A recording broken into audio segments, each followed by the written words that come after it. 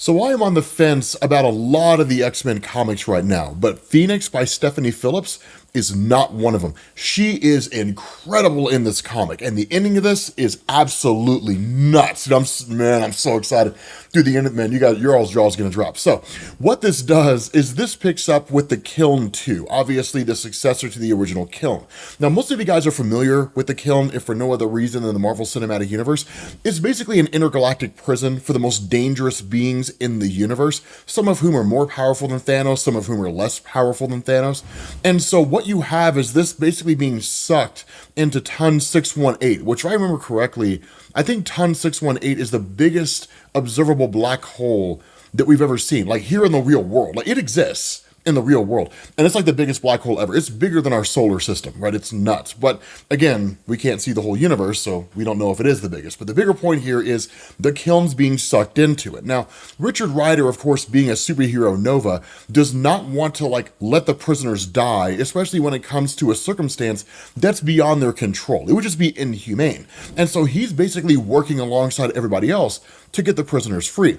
Now, one of the prisoners that breaks out of this is a guy named Morg. Now, Morg is not this dark god that we're talking about, because he's just not on that level. He's powerful, right? He was at one point a Herald of Galactus, and we can kind of leave it at that so we don't derail the video. But he is incredibly capable.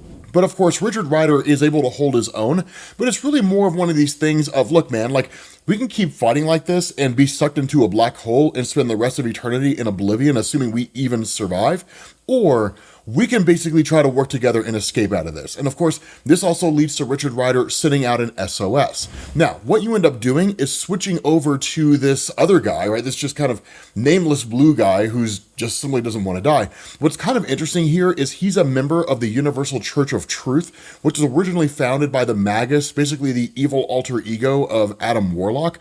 We don't have to go super in-depth into it, but it is kind of a nice little reference, right, to the Universal Church of Truth itself. Haven't really heard from that group in a long time. But basically, this guy's escape is engineered by a being named Perrikus. Now, Perrikus is the guy we're talking about. And a lot of you guys are just going to be kind of like, oh, Perrikus, no. Right? I know a lot of you guys are familiar with Perrikus, or you may not be. This guy originated in the old Dan Jurgens Thor comics back in 1998, way back when he was like a Thor level threat. This guy is a hoss now, and his level of power is extreme compared to what it used to be. But even back then, he was more than enough for Thor. He was basically kind of the antithesis of Asgardians, and as a dark god, this guy, he cut Thor's hammer in half. He beat Thor back into his human form. I mean, this dude is nuts, right? It's crazy how powerful he was back then. But now it's a whole different kettle of beans. Of course, this unnamed prisoner leads Perrikus to the escape pods, and then Perrikus kills him, right? Takes one of the escape pods, basically bails out, only for us to find out the S.O.S that had been sent out by Richard Ryder was sent to Jean Grey as the Phoenix. Now, one of the coolest things about Jean Grey in this story is that her legacy as the Phoenix continues to follow her around, and we'll make more sense of that as we go on. But one of the big issues that Jean has to contend with is that while she is told that a prisoner has escaped, which of course we know it's Perrikus, she only really has a couple options here. Either to go after this one prisoner who's escaped into the cosmos, or to deal with a destabilizing black hole. And so what she does is she goes out and restabilizes this hole. Now, here's the cool thing about this, and this is really kind of setting the stage for how we're going to see Jean over the course of this comic. Because one of the things to know is that Jean Grey is constantly at odds with the full totality of the Phoenix's powers. There have been precious few instances when Jean Grey and the Phoenix have kind of merged together into a perfect form, which is called the White Phoenix of the Crown.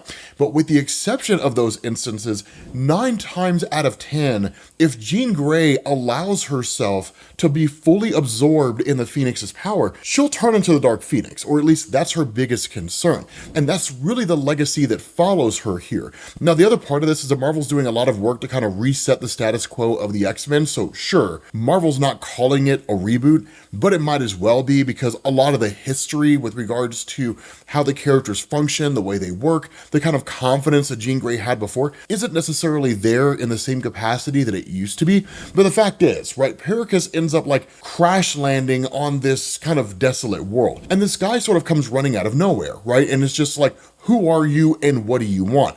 Now, Perrikus gives this like really, really amazing, almost kind of speech, right? Where he addresses this guy and he's like, you're of the Universal Church of Truth. And this guy says, absolutely not, right? We're peaceful followers of the one true God. Now, would you please answer my inquiries about your identity? Now, the thing about the Universal Church of Truth, and the reason why he responds so negatively to it, the Universal Church of Truth approaches worlds, right? And like they'll show up on these worlds and they'll say, we're going to give you a choice.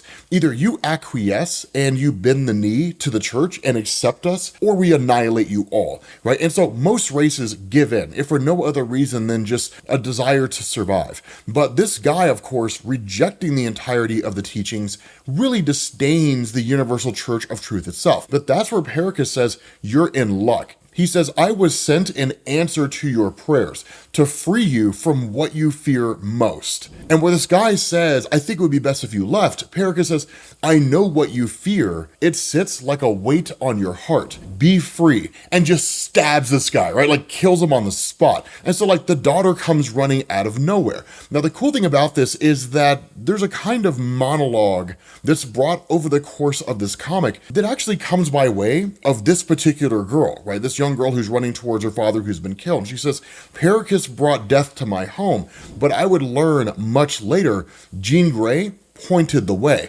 Because what this does is this transitions over to the arrival of Corsair. Now, Corsair is a really, really cool character, but one of the cool things to talk about here before any of that is it kind of talks about the sort of overarching role that Jean Grey plays within the larger cosmology of Marvel, specifically in relation to the Phoenix Force, right? It says, for the next week, Jean Grey adjusted to her new role among the stars, responding to every psychic call for help, no matter where in the universe it would take her. Although Jean Grey, the cosmic entity known as the Phoenix, does not require any of the necessities that maintain human life, like food, water, or oxygen, Jean Grey the woman was exhausted. Now, there are things that you're seeing here. For example, you see the Living Tribunal. One of the cool things about Marvel, and it is a little wonky to a degree, is how the really Phoenix Force resides in relation to like all the various cosmic beings that exist out there. Now, we do have a video that covers the most recent Marvel cosmic hierarchy, so we won't get into it here, but I'll link that down in the description if you want to check it out. It basically tells you where the various cosmic entities rank, starting from universe level up to multiverse level. It is an ever-changing thing, so it's by no means written in stone. But the cool thing is when you switch over to Jean and you get the arrival of Corsair, Corsair's arrival here is literally just the result of his ship just kind of like drifting in space, and Jean Grey just kind of running into it. Now, of course, it also begs the question, why does Jean Grey need a spaceship in the first place? It's one of the things that I love about this, right? That Jean Grey is relying more on her own power as opposed to the Phoenix, and using the Phoenix's power as a complement to her abilities, which really kind of allows Stephanie Phillips to craft the story in such a way to where it maintains Jean Grey as a character, and it prevents her from using the Phoenix Force as a MacGuffin. Because with the Phoenix Force being this kind of source of power that transcends really even the power of the Beyonders with everything they're able to do, rewrite reality and all that kind of stuff, it would basically allow her to just like snap her fingers and solve every problem everywhere, right? Just like immediately. So I do love that some of that is just kind of being mitigated here. But for those of you guys who are unfamiliar with Corsair, Corsair is the father of Cyclops. And the way it originally worked is that Cyclops and his brother Havoc were basically tossed out of a plane with parachutes by Corsair and his wife, right? By their parents, because the plane that they were in was effectively being like taken by the Shi'ar itself. Now, Corsair ended up escaping. His wife ultimately died, but not before she gave birth to Vulcan, Gabriel Summers, the third brother of Cyclops, who is this astronomically powerful mutant. Dude, it's ridiculous how powerful he is. But Corsair himself ended up joining a group called the Starjammers and effectively became pirates. So one of the cool things about like the Marvel Cinematic Universe, for example, the way you see Star-Lord in the MCU, that's basically Corsair in the comics, right? And so Corsair being here, Jean's just kind of like, okay, obviously there's some like shady stuff afoot, and you do kind of focus on them here in a second. But the next thing we do is we transition over to Perrikus and this young girl, because this is really where the story starts to take shape. And it's really where it starts to pick up. Because initially, this girl tries to like attack Perrikus and kill him. And she kind of hits him a few times and he just sort of allows her to. But again, she offers this monologue where she says, Perrikus could have killed me. I'm certain he considered it. I'm also certain his decision not to had nothing to do with empathy. To Perrikus, I was a toy, a brief amusement in a world that he felt was beneath him. And one of the cool things is he kind of kneels down to her when she's exhausted and he says, let me ask you something, child. Your father, the man now lying in a hole, what did he love most in this universe? And she doesn't initially know how to answer, right? Because she doesn't really know exactly where his loyalties lie. And one of the coolest things about Perrikus over the course of the story is he kind of strips away all the pomp and circumstance that we as humans and presumably other sentient races create in order to give meaning to things that don't necessarily have a whole lot of meaning, right? The idea of burying our dead. Like, sure, we bury our dead and we use that as a sign of like an advanced society. But at the end of the day, we're just burying people in the dirt, right? Like that's it, right? We hold a whole circumstance and we hold a kind of remembrance for them and we assign meaning to those things, but they're not inherently meaningful. They only have value because we assign value to them. And so what he says is, I have known many men like your father, men who think that power lies in belief. True power is not something you believe in, it's something you wield. Hold out your hand, I will not harm you. And where she reveals her name as Adani, he says, my name is Perrikus, I will not harm you, Adani. And that's one of the cool things, is because she says, I do not mistake attention for affection. And from that point forward, my entire worldview became engulfed with just one thought: survive. And so giving her a portion of his power, he says, a lucky few are gifted power at birth. Others will shed blood, theirs and others, for the smallest glimpse of it. Are you still afraid, Adani? And she says, I was never afraid. So it is cool because you kind of get this insight into the nature of Perrikus. And as a dark god, he really knows a lot more about the inner workings of the universe than he initially lets on. Now, of course, at that point, you switch back over to Jean, where she's in her ship. She's talking to Cyclops. Cyclops is like, my dad's there, and he's not wearing any clothes. And she's like, no, it's all cool. It's all good. Just because I cheated on you with Wolverine doesn't mean that I'm going to cheat on you with your dad, and then like hangs up the phone. That's not really what happens, but still, it's more or less the same thing. But of course, one of the things to know is that, in all seriousness, neither Jean Grey nor Cyclops really trust Corsair, right? He'll do whatever he needs to do in order to achieve his goal. And there's a kind of truth to that, right? That having lived out in the galaxy and the universe for so long, and having been a pirate and seeing the world, or really the universe for what it is, that it only really has two kinds of people: those who are willing to do whatever it takes to survive, and those who don't. And those who don't are the ones who were consumed by the ones who will. And so it's survival of the fittest, right? And so he basically did what he had to do in order to make it, and it really reshaped him. And so what he talks about here, this kind of mission, and this is what really kind of builds into the larger story itself, is that he says that he was basically at what was basically Gameworld, right? And think of Gameworld as like the intergalactic Las Vegas, right, in the Marvel universe. I'm not even lying, right? Like gambling, drinking, drugs, the whole nine yards, it all goes on there. But what he had learned is that there were individuals who would seemingly just go missing, and nobody really knew why. But when he started poking around and looking into what was going on, he realized that like there was a ship that would come here every week. It would dock, and then it would leave, and it would pay off the guards. It was strictly off the books, and he realized it belonged to the Black Order of Thanos. And so in a desire to understand what was happening, he ended up like pursuing them, right? Ultimately, of course, his ship was attacked. It was left derelict. He was left for dead. And then Jean Grey stumbled upon him. Now, he also says the Starjammers abandoned him for no good reason, right? I mean, imagine if the Guardians of the Galaxy abandoned Star-Lord for no good reason. You would probably assume it was because of something Star-Lord did, right? And so, like, that's kind of what you would assume here. And so what you do is you switch over to this moon where the Black Order was traveling to with these individuals that they kidnapped. And the cool thing here is, of course, one of the guys manages to pick his handcuffs and then goes to escape and seemingly ends up just like succumbing to the treacherous nature of the moon they're on, right? Being frozen and the ground collapsing underneath him and all that kind of stuff. But then like Jean Grey arrives and attacks Proxima Midnight. Now here's the cool thing.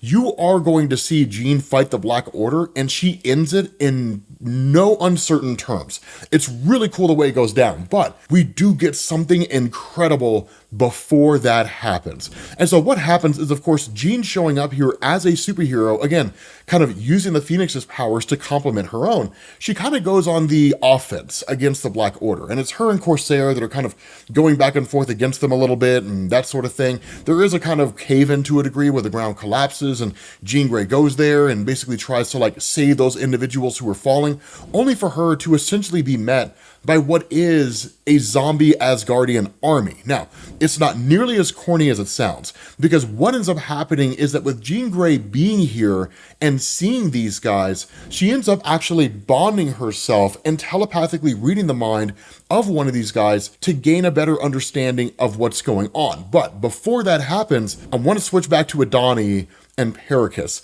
because this is dope. So what you do is you switch over to what's called the Quarry of Creation. Now, to kind of sidetrack from the story for a second, and trust me, you're going to love this, the Quarry of Creation is also known as the God Quarry, and it was introduced in the Donny Cates run of Thanos. But the way it was depicted there was surface level, right? The idea is that you can go to the God Quarry, and you could submit yourself to a group called the Cosmic Coven. They were like a trio of these ridiculously powerful witches. And when I say ridiculously powerful, I mean it. They had the ability to strip the Phoenix Force off of people. They had the ability to trap gods and even cosmic beings within the God Quarry. Like in that place, they were, by all standards of measurement, immutable and indestructible forces. Now, the way it was originally depicted is that Thanos traveled to the God Quarry in order to regain the power he lost after losing to his son Thane. And of course, he ended up regaining that because he was forced to experience an illusion. The illusion was that he was basically part of the Avengers. The idea being that if you fail the test of the Cosmic Coven, you will forever be locked within the God Quarry as literally a frozen statue. And the quarry is filled with people who had failed, right? They were just stuck there for all eternity and they would never be able to leave. But the way the story was originally done, those individuals who pass the test can attain whatever power it is that they are seeking. But over the years, Marvel has made it a much deeper lore than we were originally led to believe. That where they are now, right, the Quarry of Creation, that is below the God Quarry. Think of it as like the inner sanctum of the God Quarry. There is a barrier here that separates this place from what's called the first firmament, right? The very first universe in existence. That when the first firmament was destroyed, it shattered and created the first universe. But some of you guys may have found yourself asking the question, well, how did every universe get infinity stones? How did every universe get celestials? Things like that. That's where it happened, right? The celestials duplicated themselves and spread themselves across the multiverse, which is why every universe has a version of like Eris and the Judge and so on and so forth. But within the first firmament, if you can get past this barrier and get to the primordial first universe, the creation of everything, you'll actually find what's basically an infinite well of infinity stones. And you can use those stones and take them anywhere you want to, right? It's nuts, right? That's the kind of stuff you can pull off if you can access the barrier. Now, of course, that's not what Perrikus and Adani are here for. At least seemingly that's not the case. But one of the things that's said here by Adani herself is she says, outside of space and time at the edge of the universe is a graveyard of gods. When Perrikus took me from my homeworld, I never expected to stand face to face with proof of my father's shortcomings, which is to say, my father believed in one true God, never knowing that that one true God doesn't exist. Technically it does, it's the one above all, but the universe is filled with gods. And that's where Perrikus tells her, stay close, Adani, the quarry is not always kind to visitors. And in her curiosity, she starts looking around. What are we doing here, Perrikus? Why are we here? And that's when one of the statues comes comes to life and just says Adani, and it addresses her directly. Then it gives her a vision of her father, and it's kind of a bit of a torture of sorts, to the point where like she actually collapses within the inside of the citadel. Like it opens up below her and she just kind of like falls through, and her father's saying things like, look what you've done, right? He's coming, that kind of thing.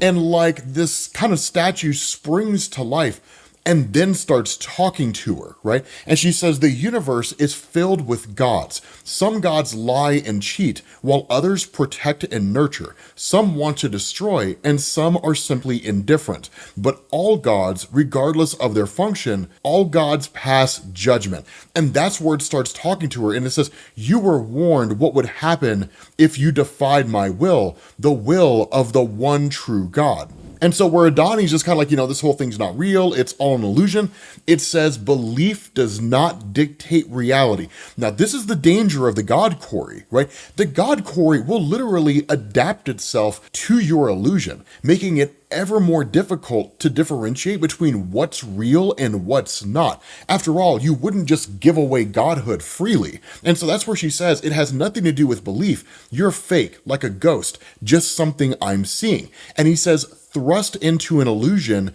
and forced to confront God. And she's like, a God, right? And he says, you are young for the amount of disdain that brews in your soul, Adani. And that's where she says, a different God killed my father and brought me here. And it says, gods have taken much from you. Allow me to give you something back. And it says, you were brought here for us, the quarry, to judge your soul, to judge what you are and what you will become. Hurt, anger, loss, even love. All of these things are inside of you, and any one of them could dictate the direction you choose. But rarely do we ever have the opportunity to choose the direction for ourselves.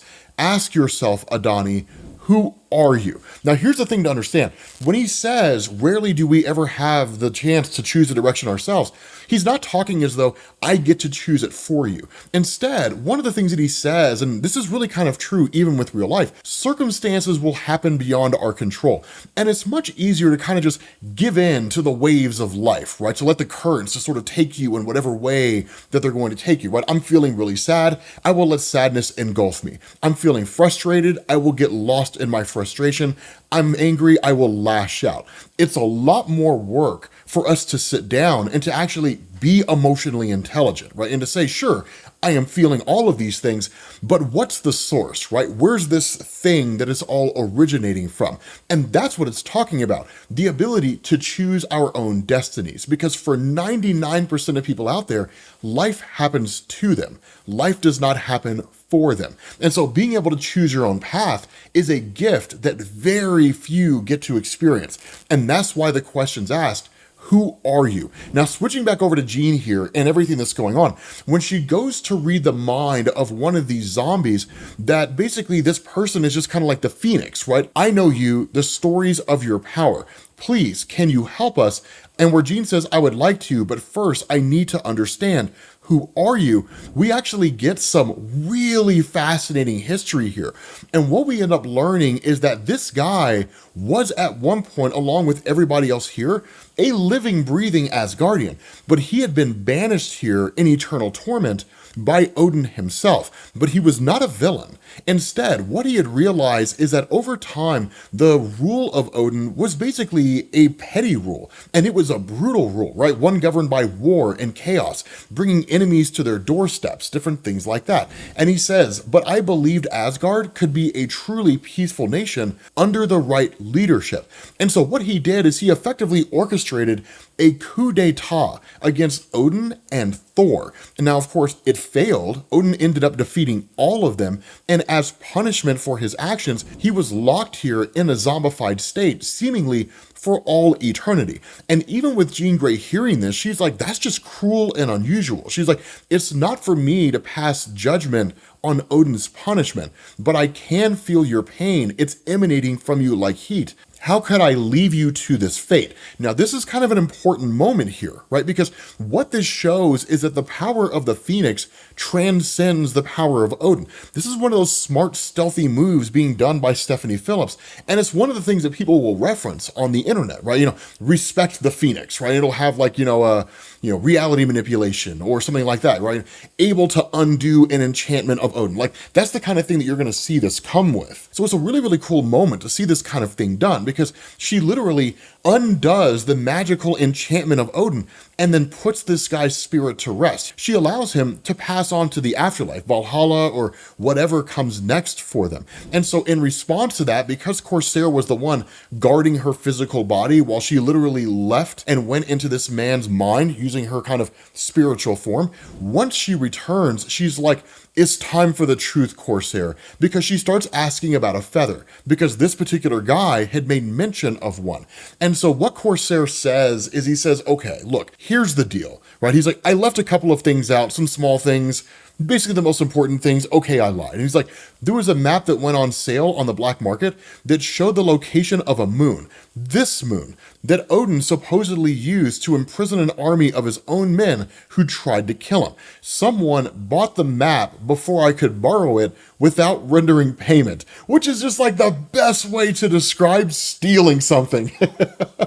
And she was like, why would you steal that? And he says, before they were defeated, one of the soldiers plucked a feather from Odin's favorite raven. Do you know how much this feather is worth? And she's like, that's really what this was all about, right? So you could steal a feather and sell it? Like, that's really what your motivation was here. Like, that's ridiculous.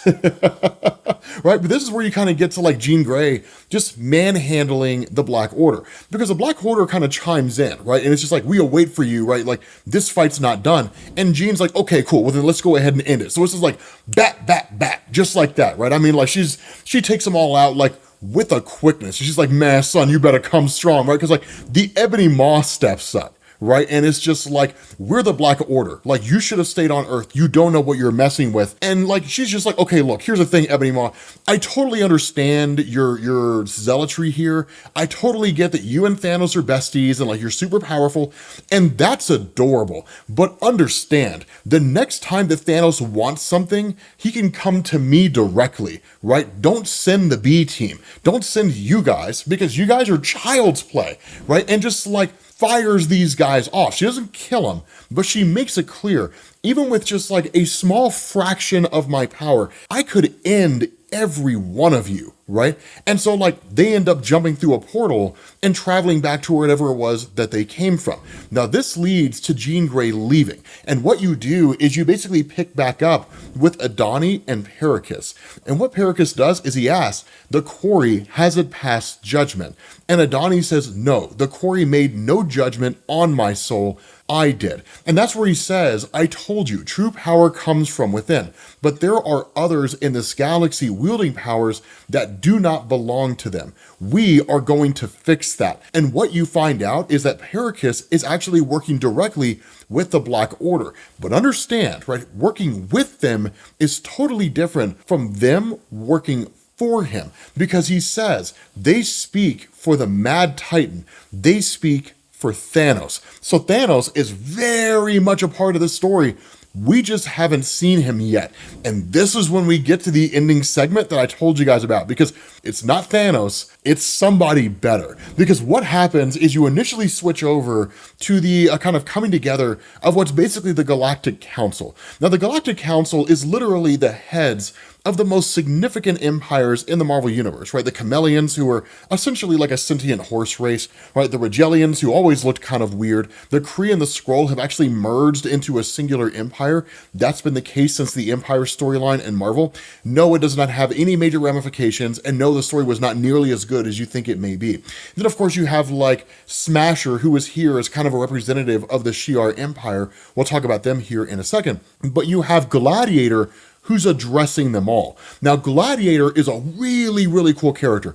And for those of you guys who are unfamiliar with him, he's part of the Imperial Guard. The Imperial Guard is kind of like the elite fighting force of the Shi'ar Empire, and they are more than enough for virtually anybody out there. The only group that I know of that would be able to overcome the Imperial Guard with the greatest of ease would probably be the Annihilators. But that's because it was a team of like the most overpowered characters in Marvel. It was like Beta Ray Bill and Silver Surfer and Ronan the Accuser and just like all these ridiculously OP guys. Gladiator, and I think there were a few others. I think like Wendell Von Quasar was on the team, but they were stupidly overpowered. Like they would obliterate most every team out there and it wouldn't even be close, right? The Annihilators were phenomenal.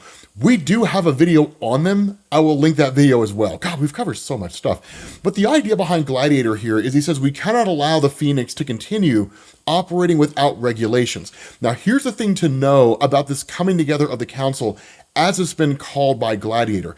Gladiator sees the Phoenix as a legitimately dangerous force.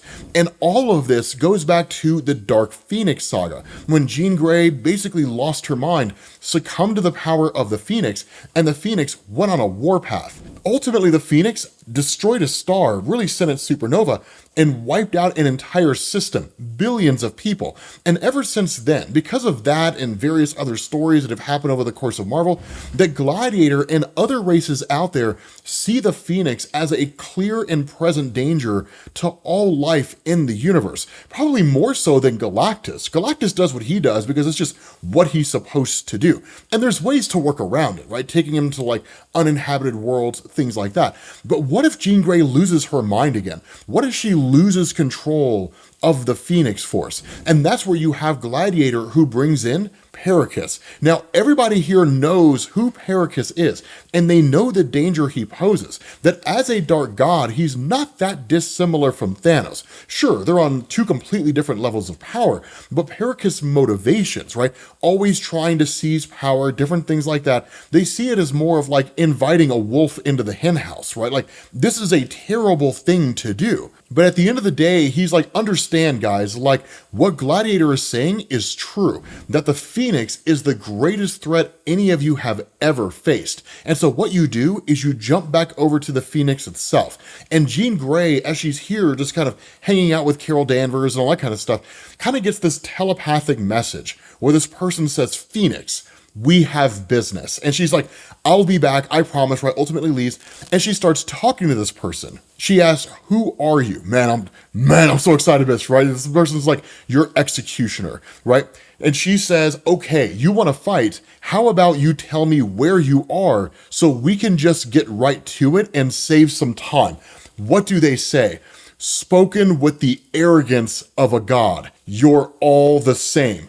Only one person in Marvel Comics talks like that, and if you were like me, you're just like, what? Oh my god. Yeah, dude, I was, man, let me tell you something, dude, I was so hyped, right? And she's like, what did I just say about wasting my time? And this person just says, follow my voice, Phoenix. I am not hiding. She ultimately tracks this guy down, right, to the Temple of Creation. And this person says, it feels like a fitting setting for what's to come. The people of Dogar believed their ancestors angered a powerful god. They built this temple to appease him, to offer tribute. Only he did not relent. He wanted more. They gave the god everything they had, including their lives. And so your life will be ended here. A fallen god on the soil where a god took too much. And it's like so dope to see Gorr the God Butcher, right? It's so awesome to see Gorr the God Butcher. I told you guys, man, the Phoenix comic is amazing. And where Jean's just like, I'm no god, the response of Gorr, you could have fooled me. And he immediately goes on the assault against Jean. Now, here's where things get really, really cool, depending on how we want to look at it. So historically speaking, Gorr wielded the all-black Necrosword, which at one point belonged to Null the symbiote god. After Null's defeat, Gorr picked it up, and Gorr went on a crusade to kill various gods. There eventually came a point when Gorr basically faced off against Thor and Loki. Of course, that took place in the King Thor series, and it was actually Loki restoring Gorr after his defeat, and then Loki taking the all-black sword. Now, of course, Gorr ended up incapacitating both of them and initially defeated the two of them, but then Gorr himself was ultimately destroyed by King Thor. What ends up happening is Gorr says, the last god I faced believed he could kill me by absorbing my weapon, all black. I suppose being a god does not necessitate intelligence.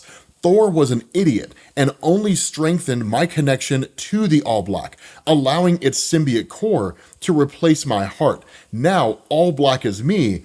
I am all black. So he is, by all standards of measurement, the same form and function as Null, the symbiote god. He literally is living symbiote matter. So it's really, really cool to see Marvel restore him in that way. The kicker about this is that Jean Grey cannot easily defeat him without potentially giving in to the power of the Phoenix. And that's exactly what is being witnessed here. There comes a point when Gorr literally stabs Jean through the chest and basically kills her, right? And the whole thing is being witnessed by Perrikus and the Galactic Council. And where initially you have Adani who's just like, okay, I don't understand why you wanted us to watch this, Perrikus. Like, you keep talking about how the Phoenix is the most dangerous threat in existence, but she literally just got stabbed through the chest by Gorr the God Butcher. So either you're wrong or something else is going on. And where Perrikus says, like, just keep watching, the Phoenix is more than just a cosmic force.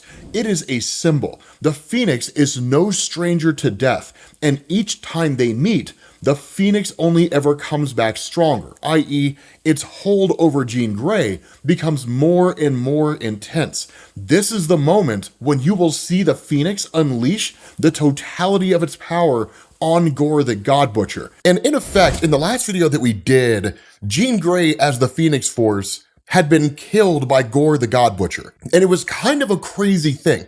And under normal circumstances, you would think that's not necessarily possible, but this is gonna be the beauty of the comic that we're covering now. Because what it does is it sort of takes the idea of Jean and the idea of Phoenix and effectively combines them into one and sort of reconciles this history that's been around for all these years in Marvel. So what ends up happening is that in the aftermath of Jean Grey's death, she ends up meeting with the cosmic entity Eternity.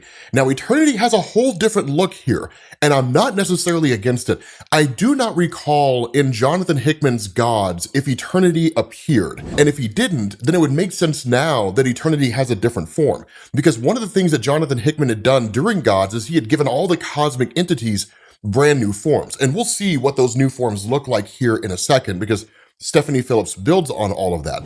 But Jean Grey is just kind of like, why am I here? Now, here's one of the things to know about Jean, specifically as having been the Phoenix over the years in Marvel. Because she's the white Phoenix of the Crown, or is basically the perfect host for the Phoenix Force, she knows the cosmic landscape in Marvel. So encountering a cosmic entity and talking to it is really no different than Jean Grey encountering like Cyclops and talking to him, or talking to Professor Xavier, or any of those guys. Because by and large, she's on the same level as all of them, and even a little bit higher. And that's gonna be a kind of modification that Stephanie Phillips makes here, but she's gonna do it in a good way. Historically speaking in Marvel, for those of you guys who aren't familiar with the Phoenix, it represents the sum total of all life that has ever, currently does, or will ever exist throughout the entirety of not just the Marvel Universe, but the multiverse. So there's only really one Phoenix Force throughout the whole multiverse, in the same way there's only one living tribunal, but the Phoenix Force can break itself into pieces and basically put a portion of itself in every single universe that exists out there, which is why you have so many like what if stories, alternate reality stories, where Jean Grey's the Phoenix or someone else is the Phoenix or something along those lines. And so the result of this is that with Jean Grey being the white Phoenix of the Crown, she operates on a multiversal level using the totality of the Phoenix's power.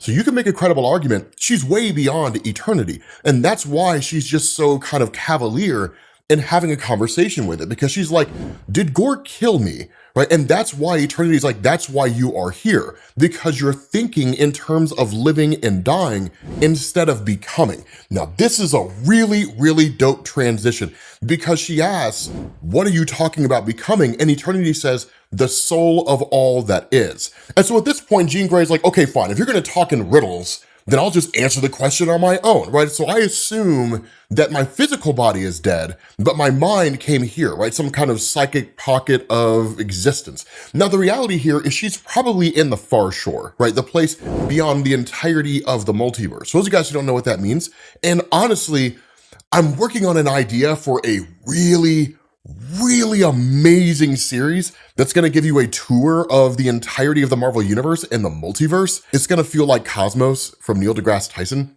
and probably look just as dope. But the Far Shore is effectively the place where cosmic entities meet, or the place that exists beyond everything. So in effect, once you get to the Far Shore, that's when you're getting into the territory of the one above all, right? The creator of all things in existence. One of the other cool things about this is the cosmic entities that we're going to see. We're going to see a couple old faces that are now back in continuity in Marvel. You guys, man, you guys are not ready. It's amazing. So what ends up happening is, like, with her being here, right, in this place, she was like, what is it that I'm going to become, right? I'm already a Phoenix. I always have been. What more is there to become? And that's where Eternity says, I will show you. Now see. And he touches her head and shows her all the current cosmic entities that exist within the Marvel Universe. Now, one of these old faces that we haven't seen in a long time is the Fulcrum. And that is dope, because the Fulcrum is just one of these guys, right? He appeared in like the old school Eternals comics in the mid-2000s as part of like the post-House of M landscape. The idea was that when Celestials die, particularly when the Dreaming Celestial basically died, I think it was the Dreaming Celestial, Tiamat, when it died and then effectively gained sentience and like went to the realm of the Fulcrum, kind of this cosmic bar, because it was capable of making its own choices as opposed to operating based on its quote-unquote programming as it was established in those Eternals comics, that the Fulcrum was like, you are the thing that I've been looking for. And so ultimately the two of them end up parting together. Now, it has been highly theorized and never debunked by Marvel Comics that the Fulcrum is an aspect of the One Above All, or potentially the One Above All itself choosing to appear in a more tangible form. We don't know, right? Marvel's never really debunked it. They've never confirmed it. It's just one of those things. But here, you literally see the Fulcrum, the guy in blue, right, dancing with Mistress Death. What also kind of throws me off here, unless I missed something about Jonathan Hickman's gods, is that you have like the Inbetweener with the horns on his head, but then you also have the Inbetweener as it appears alongside Oblivion. So I'm not really sure how they square this circle. Maybe I missed something, right? But you've also got like the new abstract form of the Living Tribunal. But the idea here is that all these cosmic entities exist in a kind of intertwining and even cosmic dance to a degree. And that's where, like, literally Eternity tells her, we have been watching you, the hero, Jean Grey, using the powers of the Phoenix Force to save sons, right past wrongs, help the smallest creatures in need of assistance. But you know you are more than that. Why are you holding back? Now, this is the coolest thing, because technically, Jean Grey is, right? But what's really interesting about this, and this is one of those intriguing changes that Stephanie Phillips is making, she's making the cosmic entities more in line with what you and I would consider to be traditional superhero archetypes. In years past in Marvel, the cosmic entities were never that way, right? They were just these beings that sort of existed out there and were disconnected from humanity. Over the years, that's changed. What Stephanie Phillips is doing here is the end result of decades of stories having been written by other writers and so on and so forth that depict cosmic entities in a more human form, where they get involved in the goings-on of regular people and things like that. A good example of this is in the old Doctor Strange comics, when the Living Tribunal appeared for the very first time.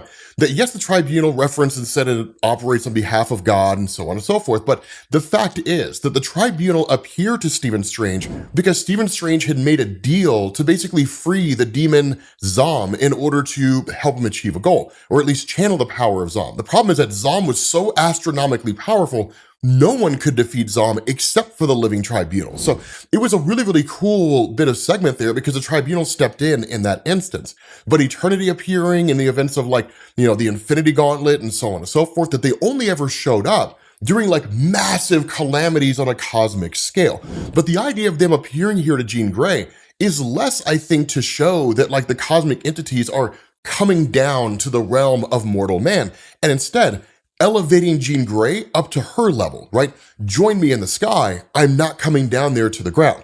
And so it's phenomenal because literally it says, we can feel it, the walls, the prison you have built within yourself. You came to the stars because you knew what you needed to become, but still you resist. Why? And she says, because I don't want to lose Jean Grey. And that right there is kind of the crux of the nature of Jean as the Phoenix, and Stephanie Phillips nails it in this comic, and it's amazing. When it comes to Jean Grey as a character in Marvel Comics, she's had the highest highs and the lowest lows, emotionally, mentally, as far as her powers go, her life in general, and she's died multiple times.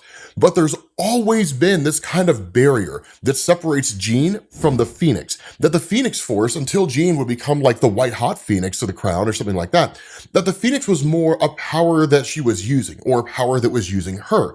But it was never that they were kind of bonded perfectly in this kind of symbiotic relationship, one and the same, that you didn't know where the Phoenix ended and Jean Grey began. It happened for a very short period of time, and you can make a credible argument that even when Jean was calling herself Phoenix, that there was a kind of blending there, but there wasn't. Right? That wasn't really the case at all. And so ultimately, Eternity just kind of says, Jean Grey is an idea, and an idea cannot be lost once brought into existence. It may be changed, but not lost. If I let go and become what you suggest, what if I cannot control it? And that's kind of the base fear of Jean, and it always has been, ever since the era of the Dark Phoenix, when Jean Grey was tricked into believing that Cyclops had been killed by the Hellfire Club, and the Phoenix lost its mind. Now again, because of changes made by Jim Shooter and Chris Claremont and, John Byrne and those guys at Marvel back in the old stories, right? The old, 1980s post Dark Phoenix era, we ended up learning that the Phoenix Force was never actually in possession of Jean, that the Phoenix Force had cloned Jean.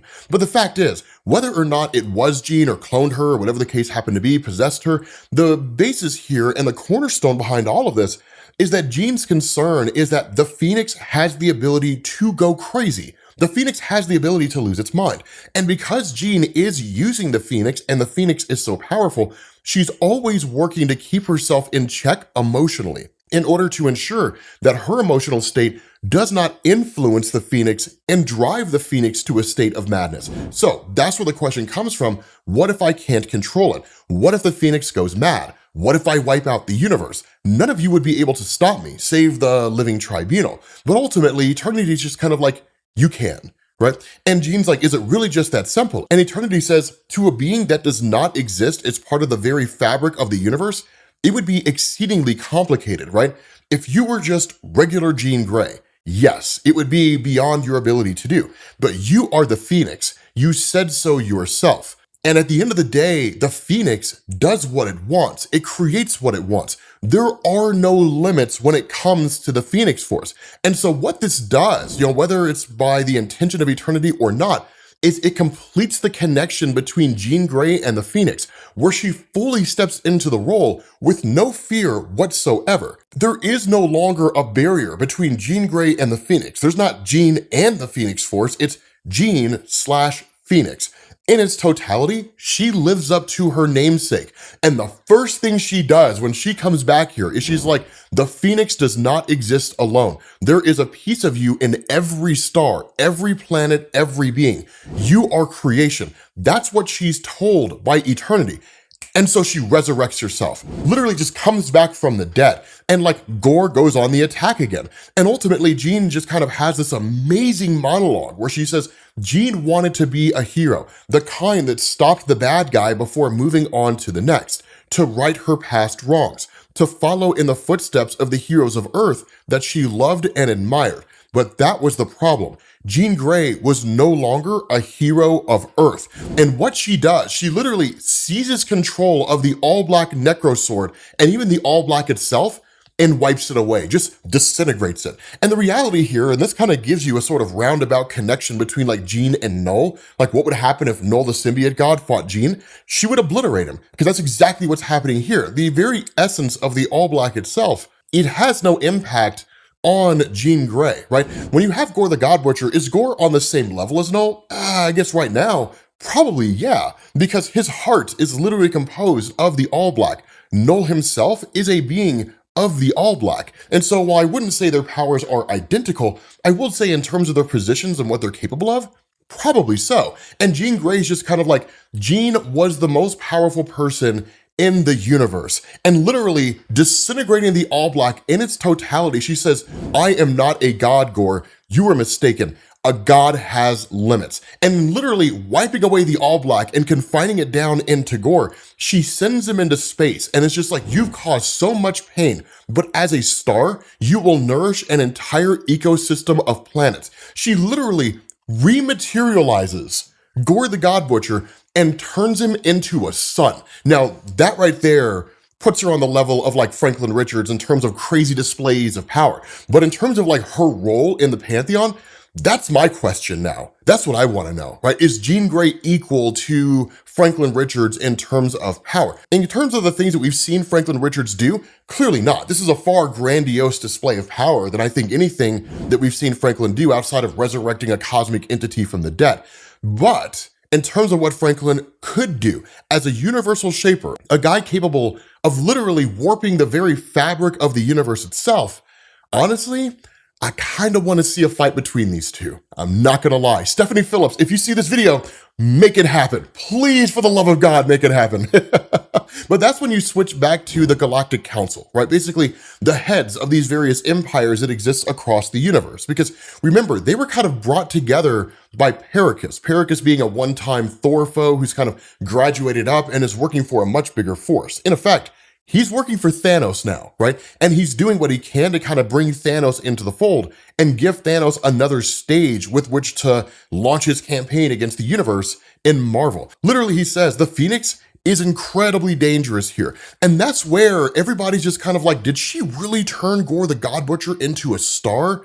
Right? And that's where Gladiator kind of feeds on this, is like, is that the punishment you would have given Gorr, right? To be turned into a star. The reality here is that as a Galactic Council, we have laws for a reason. There is structure and there is order. In effect, Phoenix is just a vigilante. She's running around the universe, taking the law into her own hands and punishing people in a way that she sees fit. She stands in the face of all order and all structure that has been created here. Right, wrong, or otherwise, this is how things work. Can we abide a force out there that will fly in the face of all we've done? The bigger issue here, though, is that with themselves as they are, they're powerless in the face of, they're the Galactic Council, right?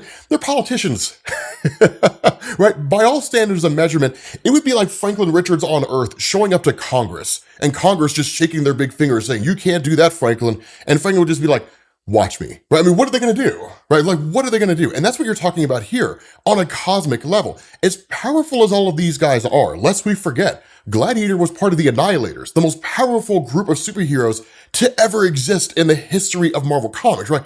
Gladiator, Silver Surfer, Beta Ray Bill. I mean, it was nuts. The team was ridiculously OP, but still, they cannot do anything in the face of the Phoenix. And that's why Perrikus is here. Because at the end of the day, Jean's like, I can hear you guys talking, just so you know. I have cosmic awareness. I know what's happening on a multiversal level. The reality here is I did what I did because at the end of the day, Gorr the God Butcher had destroyed any semblance of what you and I would call humanity or empathy that he had left. He replaced himself with the very nature of the All Black. His heart was gone. The only way to deal with him was to turn him into a sun or something. Otherwise, he would have traveled the cosmos and wiped everything out of existence. And you would have been powerless to stop him. If anything, I did you a favor because while you'd be sitting around debating using your laws on what it is you should and shouldn't do, you'd be goose-stepping yourself into oblivion. But at the end of the day, they're just like, it doesn't matter, right? Like literally, Gladiator just kind of freaks out and just like destroys the observing disc or crystal or whatever it is. And it's just like, the Phoenix is coming for us, right? The Phoenix is coming here. Now, this is not normal of Gladiator, truth be told. Gladiator is normally sound and functional and reasonable, right? I mean, he'll make the tough calls and he'll wipe you out and think nothing about it if it means protecting his own race or potentially even the universe itself. It's not to say he doesn't get emotional, but Gladiator and them have no reason to believe the Phoenix would hunt them down and want to destroy them. So why in the world is he concerned about this? But that's when the Phoenix ends up coming across Adani. Now, Adani is kind of a continuation of an existing plot thread that's been happening over the course of the story so far, but in reality, it's kind of a background thing in the sense that at the very beginning of the story, before Jean Grey kind of became one with the Phoenix in this perfect symbiosis, that there was a black hole that was going to destroy, this whole area and so on. Jean Grey ended up basically trying to find a way to stop it, but pretty much all the people on Adani's planet died in the process. And Adani being the only one left has sworn vengeance against the Phoenix. Now, she was working with Perrikus at one point, and instead of Perrikus being reasonable and just kind of being like, hey, look, here's the whole situation as it unfolded, you have to see things from both sides. Instead of that level of rationality, he was like, yeah, man, Phoenix Force is a bad guy. She literally doomed your world. Like, don't you want to destroy her? Like, literally, that's what it was. It was him just manipulating this poor girl. But the kicker about this is that what Adani is wielding right now is essentially a psychic sword, a sword that feeds on psychic energy. And through that sword, that psychic energy permeates her. This story is all too familiar to Jean Grey because all the voices in this kind of sword, right? Like all this psychic reverberation, picking up on the sounds of all the people who were screaming out, not that dissimilar from Obi-Wan Kenobi in Star Wars A New Hope, that it starts to influence Adani. Now, Jean Grey identifies with this because those of you guys who are familiar with Jean Grey's history in Marvel, you know that in the very early days, she had telepathy, but she couldn't control it. So she'd be overwhelmed by the voices of all the people that were around her, and even on a global scale. It got to the point where Professor Xavier had to basically block her telepathy from working in order to help keep her sane. And over time, those blocks were slowly removed until Jean was able to completely control her telepathy. And so ultimately, Jean just kind of like reaches out to Adani and like touches her, puts a mental block in place, and shuts the telepathy down in her own mind. Now, of course, Adani isn't really welcome to it, right? Her vengeance kind of overtakes things, and it's like, you know, I appreciate you doing that for me, Jean, but like, I'm still gonna kill you, right? Like, it's kind of nuts. But that's when you switch over to Perrikus, right? And Perrikus says, it is true. I am your only hope. I promise you a solution to the Phoenix problem, and I will deal with the Phoenix. But in exchange for my protection, Thanos will take over leadership of the Galactic Council. And that's where Thanos steps up and is like, that's exactly what's gonna happen. And for a start, then I'll decide what to do with my galaxy. So I gotta tell you guys, man, Stephanie Phillips is killing it when it comes to the Phoenix. I love this comic. For those of you guys who need to be caught up, because it's been a little while since we caught this, you basically have three main players going on in this story, right, outside of the Phoenix herself. You've got Thanos, Perrikus, and Adani. Now, Thanos basically has the Warlock's Eye, and he's using it to try to seize control of the universe because he's Thanos, and Thanos does stuff like that. Perrikus is a member of a race called the Dark Gods, and we'll talk about them here in a little while. And Adani is a girl whose entire world was just kind of caught in the crossfire of it all, right? Which is to say the world was collapsing, Phoenix tried to save it, she couldn't, and ultimately everybody but Adani was killed. And ever since then, Perrikus has basically been using her as a means to restore the Dark Gods. Now again, we'll kind of bring all that information back together. But up to this point, Jean's just been fighting some pretty heavy hitters over the course of Marvel's history. Gorr the God Butcher, the Black Order of Thanos, so on and so forth. In this instance, she comes face to face with Thanos himself. But initially, this comes by way of a coming together of various superheroes that were assembled by Jean Grey. It's kind of a ragtag band, one that you wouldn't normally see together. But in all honesty, I kind of dig this roster, and I wouldn't mind seeing a team book, right? You've got Carol Danvers, who's referred to as the best tactician that Jean's ever seen. I don't quite know if I agree with that statement. You've got Rocket Raccoon, you have Richard Ryder Nova, and you have Sif. They've all kind of been brought together for a variety of different reasons. Of course, Rocket Raccoon is brought here due to his technological prowess. Richard Ryder is brought here because of all the knowledge he has of the known universe, being a member of the Nova Corps, exploring pretty much everything that can be explored across the whole universe. And then, of course, you have Sif, who's brought here because of her knowledge when it comes to Asgardian history, because the Warlock's Eye is literally an artifact that is known very well by the Asgardians. And so at this point, you have Jean Grey, who basically contacts Adani. Now, Adani has very much been resistant to Jean, and a lot of that's because the destruction of her world was, for the most part, inevitable. There wasn't really any way to save the planet, at least not at that point in time. Jean had still come into possession of the Phoenix, and a lot of the story that's been going on here has less to do with Jean's possession of the Phoenix Force per se. She's had it before, and she knows how it works. It's more more of her coming to terms with her own history in relation to the Phoenix. So she's largely been kind of hesitant to use its power to its full fruition. And again, that's one of the things that we're actually going to see here. But when it came to the character of Adani, because of the fact that she is in a lot of ways the key to Jean Grey's ability to succeed here, because she knows what's going on in the inner camp of Perrikus, Thanos, and all those guys, Jean tries to reach out. And yet again, much like previous instances when she's tried this, that Adani's basically pushing her away. She doesn't want to have anything to do with her. And so Jean does the only thing she can do. She shows Adani her own history. And Jean's history is one of tragedy. It's tragedy, loss, sadness, almost every step of the way. Now, there are great moments there, right? Meeting Cyclops, falling in love with Cyclops, the two of them kind of forming a life together, the idea that she was brought in to the Xavier School for Gifted Youngsters, that she didn't really come from a bad upbringing, but it was one of the first times in her life that she actually felt like she had a place among people who were similar to her, especially because the emergence of her powers were so brand new. But when you talk about the loss of her friend Annie, her entire time as the Dark Phoenix, dying and then resurrecting, of course, again, Marvel kind of changed that with the whole Dark Phoenix thing, but the fact is, right, she's lost so much over the course of her life. And so with Adani seeing this and recognizing this, she realizes her and Jean are not that dissimilar in terms of how their histories have unfolded and the experience of loss. And so through that bit of bonding there, where Adani cannot necessarily tell Jean where Thanos is at, she can show Jean where Thanos is. And that's where Jean says, we have a plan. Now, the first thing that Jean tries to do along with Rocket and these guys is to split up the forces of Thanos. The easiest way to defeat them is to defeat them when they're divided. And so between the abilities of Rocket Raccoon, who can basically disrupt the communication devices of Thanos' generals, so basically the Black Order and so on, they can kind of split them all apart, right? And then fight them all on individual levels. And that's really what happens here, right? Like once everyone but Jean confronts the Black Order, everybody starts taking pot shots at these guys. The thing about this is that Thanos comes out and observes everything. And he makes this really, really interesting statement where he says, that was clever, using Rocket Raccoon to get my generals to abandon their mission. It weakens my stronghold to remove them from the field. Now understand here, Thanos understands the significance of Rocket Raccoon. And this was established in Dan Abnett's Annihilation story when he was handling the Marvel cosmology. There's this amazing moment where Thanos is essentially resurrected and he almost kind of goes mad for a few minutes. And Rocket tells him, like, calm down, right? If you don't calm down, we're gonna drop you in a gravity well, right? A black hole. And you're gonna spend the rest of eternity experiencing infinite existence, because a black hole can't destroy you, but it can keep you trapped. So unless you wanna live forever, then you need to chill. And that's where Thanos actually came down, right, and started to relax. So Rocket is one of the very few characters out there who will literally just give it to Thanos the way that it is, right? It's a really fascinating aspect of his character.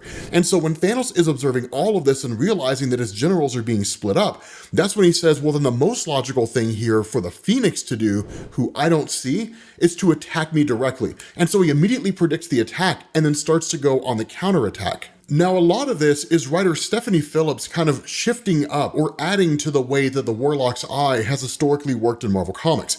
Ever since its introduction in Thor 129 in Marvel back in 1966, the Warlock's Eye had largely just been used as a mind control device and really nothing more. That's all it really did, was just allow the wielder to control the wills of the people around it.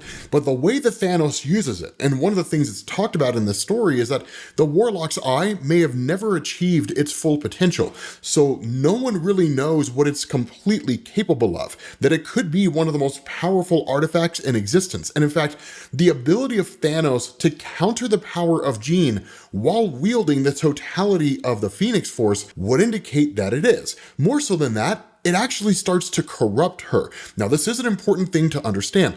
The Phoenix Force can be corrupted. Despite being a cosmic entity, it can be twisted and it can be manipulated time and time again. In fact, coming out later this week, I'll have a video sort of talking about multiversal cosmic entities. And one of the things that we'll talk about is the Phoenix Force. Yes, we made a video about all that stuff like 9 years ago, but it doesn't hurt to revisit that stuff, right? It doesn't hurt every once in a while, every few years, to come back and kind of rehash it, because, it's always new to somebody. And so the Phoenix, with the ability to be corrupted, that's exactly what happens. That Thanos makes this statement where he says, the Phoenix is all life and creation, but I serve death. How does it feel, Phoenix, knowing you're going to destroy the entire universe? Because literally he starts using her powers, and if we're being honest with ourselves, starts to create something that's not that dissimilar from the Jasper's warp. Now, of course, Thanos has never met Jim Jaspers. He has no idea who Jim Jaspers is. Maybe he does. I don't know. Right, but the two of them have never encountered each other. So it's not like Thanos knows what the Jasper's warp is. But you're talking about essentially a reality distortion tornado emanating from the Phoenix itself. And so at that point, with Jean under his control, she actually, on a kind of subconscious or conscious level, reaches out to Adani. And the agreement that's struck between the two of them is that Thanos is looking to seize the power of the Phoenix. The best thing that can be done here is for the Phoenix to travel to someone else. And so the two of them agree that Adani will take control of the Phoenix, since Adani is now an ally more than an enemy. And so when that happens, Thanos is initially caught off guard, right? He's a little surprised here, but at the end of the day, he says, as unpredictable as that was, and as shocking as it was for you to be willing to give up your power of the Phoenix, the reality here is that yes, you bested me, but you created your own worst enemy in the process, because seemingly Adani was playing possum the whole time, right? She agreed to side with Jean Grey. She agreed to give this illusion that she was a friend of Jean, knowing that at some point, Jean would let her guard down. Now, a lot of that goes into Adani having been taken by Perrikus following the destruction of her world and being raised with his philosophies, in the sense that unlike the traditional superhero mantra that's perfectly summed up, right, with the Spider-Man statement, with great power must also come great responsibility, that from Perrikus' perspective, power is something you wield in order to impose your will on others. He's a very malevolent being. And so with Adani being raised with that philosophy and taught that philosophy over time, she did exactly that. That initially, she goes to try to destroy Jean, talking about how great she's felt, how powerful she feels, in relation and in stark contrast to how powerless she's historically felt. Now, of course, Jean, being a host for the Phoenix, initially tries to take the Phoenix back. And this is where Stephanie Phillips, as awesome of a writer as she is kind of cooking the books a bit. The reason why is because when it came to stories like Phoenix War Song, Phoenix End Song, that covered the relationship between Jean and the Phoenix Force itself, the two of them are basically perfectly in sync, right? They are in perfect harmony with each other. It's what allows Jean Grey to achieve the White Phoenix of the Crown level, the perfect host for the Phoenix Force throughout all of creation, the entirety of the multiverse. No matter what universe you're in, Jean Grey is always the perfect host. And the main Marvel Universe, Jean Grey, stands above all the others. And so this is kind of introducing this idea that the Phoenix can be taken from Jean, and Jean doesn't have total control of it. But at the same time, much of what Stephanie Phillips is doing here is focusing on Jean's uncertainty about herself. And that's where the story transitions. Because in that moment, the Phoenix Force is actually split between both Jean and Adani. And Jean herself is whisked into her own mind, into her own past, when she was on the blue area of the moon.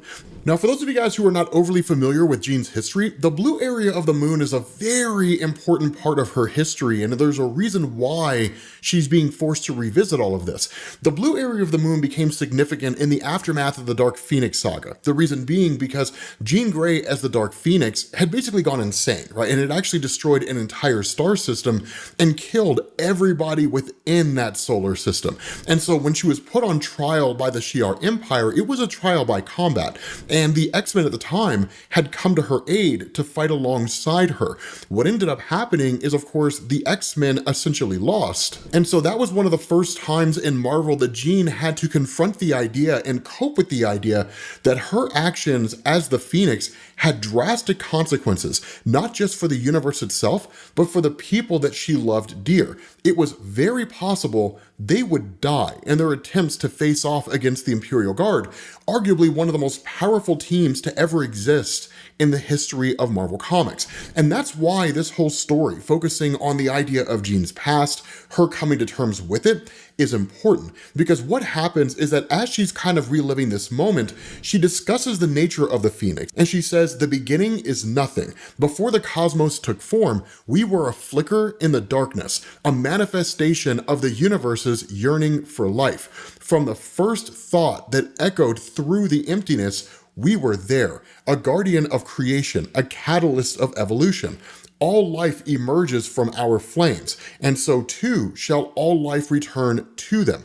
We are the cycle of life itself, the promise that from every ending comes a new beginning. Now, this is a particularly important statement because it really kind of works in relation to the Phoenix, and kind of talking about the video that we made when it came to the history of Marvel, it does provide a frame of reference to the beginning of the Phoenix. One thing that we'll address in the video later on this week is that nothing about this indicates that the Phoenix existed before the first firmament and predates all of existence within the Marvel Universe itself. Again, we'll kind of bring that point to a head and talk about how, for the most part, it's people making things up when they just kind of draw those conclusions. But the bigger point here is that when you have Jean dealing with this and looking at her own past, she sees the other X-Men here. There's Nightcrawler, and there's Wolverine, and Cyclops, and Storm, and Colossus, and Angel, right? It's the team and the people that she knew and loved so much, but they're facing off against the Dark Phoenix here. And that's when she starts to realize the Phoenix Force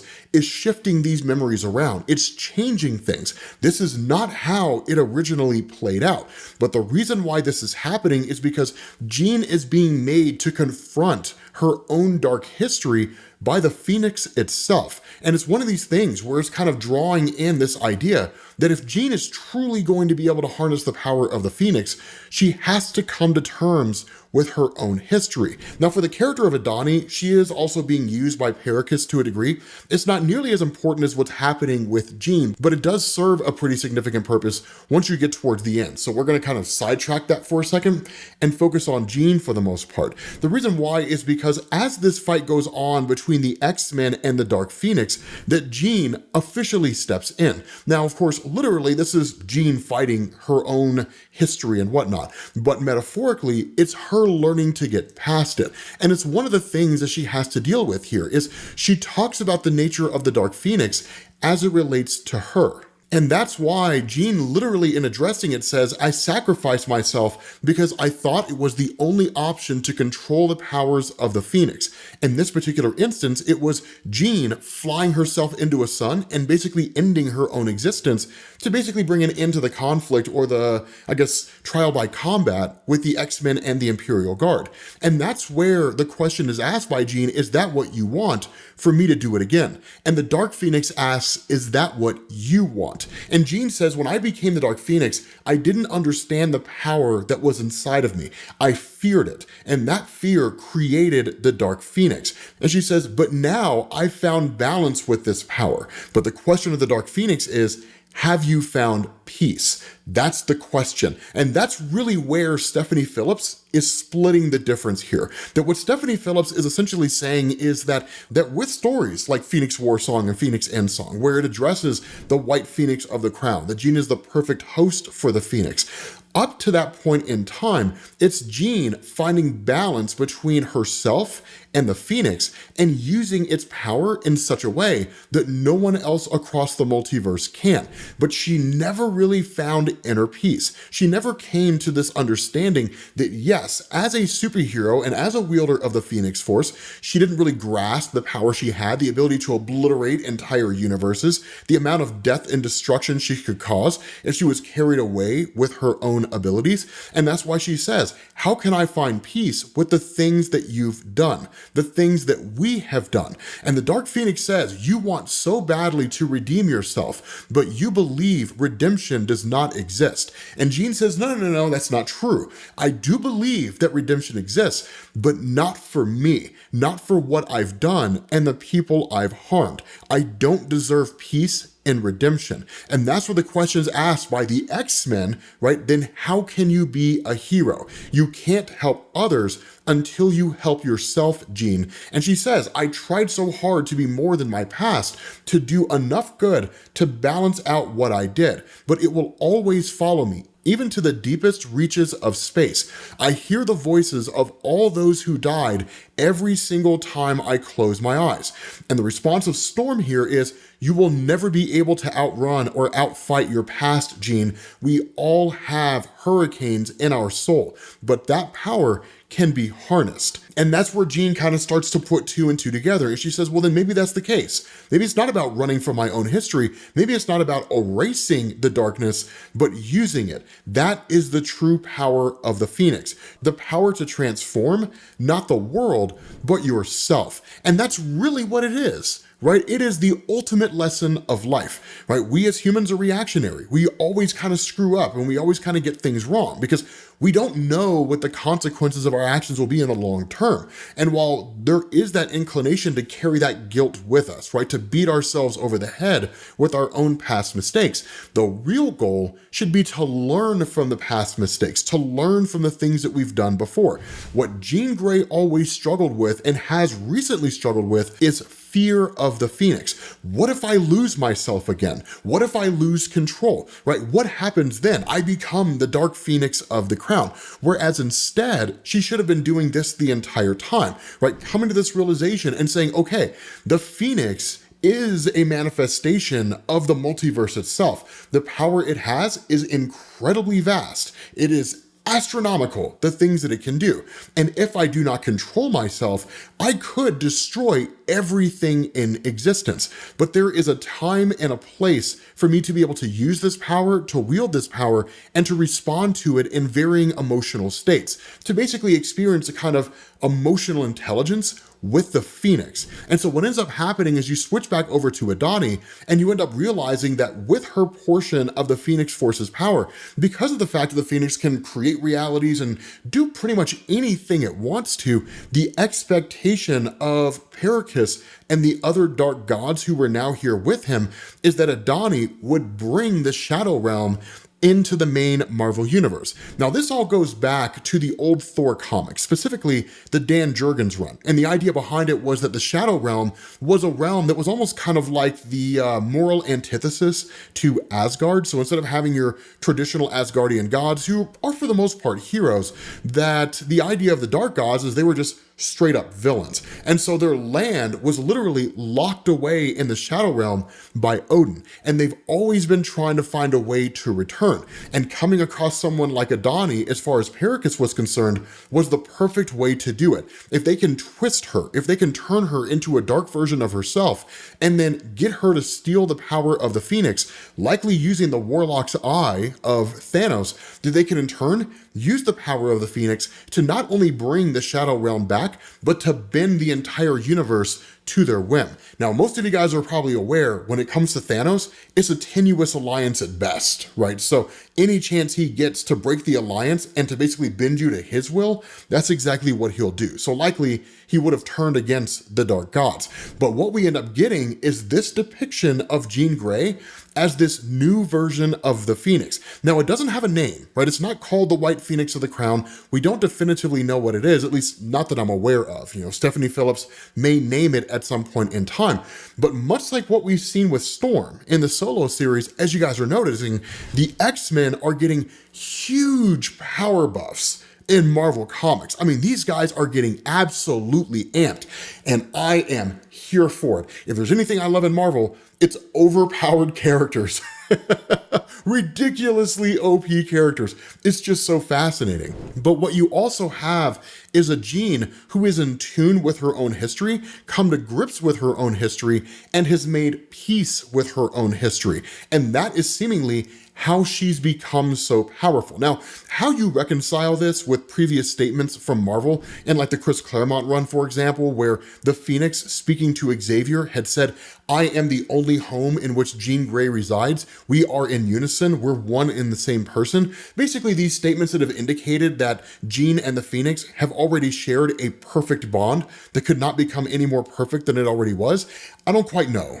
right? How you square that circle. But Stephanie Phillips is presenting this to us, and we're kind of going forward from here. But I will say, Jean Grey, if she is beyond the power of the White Phoenix of the Crown, she's probably the most powerful being in the multiverse right now. Like this moment in Marvel. More powerful than the Living Tribunal, more powerful than the Beyonders, more powerful than any of those guys. Right now, this is just me kind of throwing out a thought, but that's what it looks like here. And so that's where she starts addressing like Rocket Raccoon, because Rocket is just kind of like, are you okay? Right? Because we already know you're a little unstable, right? There's been instances, Jean, where the engine's running, but there's nobody behind the wheel. You know what I mean? So I'm a little worried because the last time that you came out with a whole new outfit while you were the Phoenix, it's because you became malevolent and you tried to like literally destroy everything in existence. But that's where she basically tells him, no, right? This is different.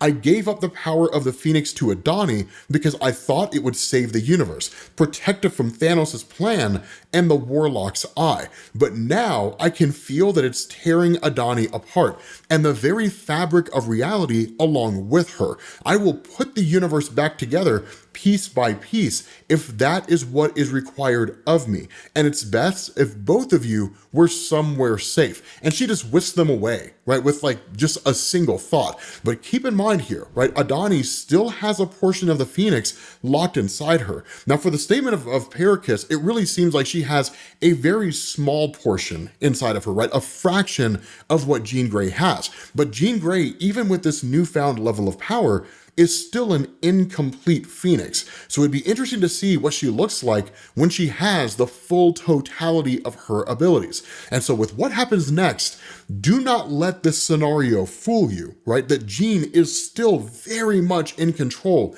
and far beyond Adani. And the reason why I say that is because Adani lashes out at Perrikus, right? Like, what good are you or any of you guys as dark gods? You promised you'd give me power. I will not go back to being nothing. I will not give this power up.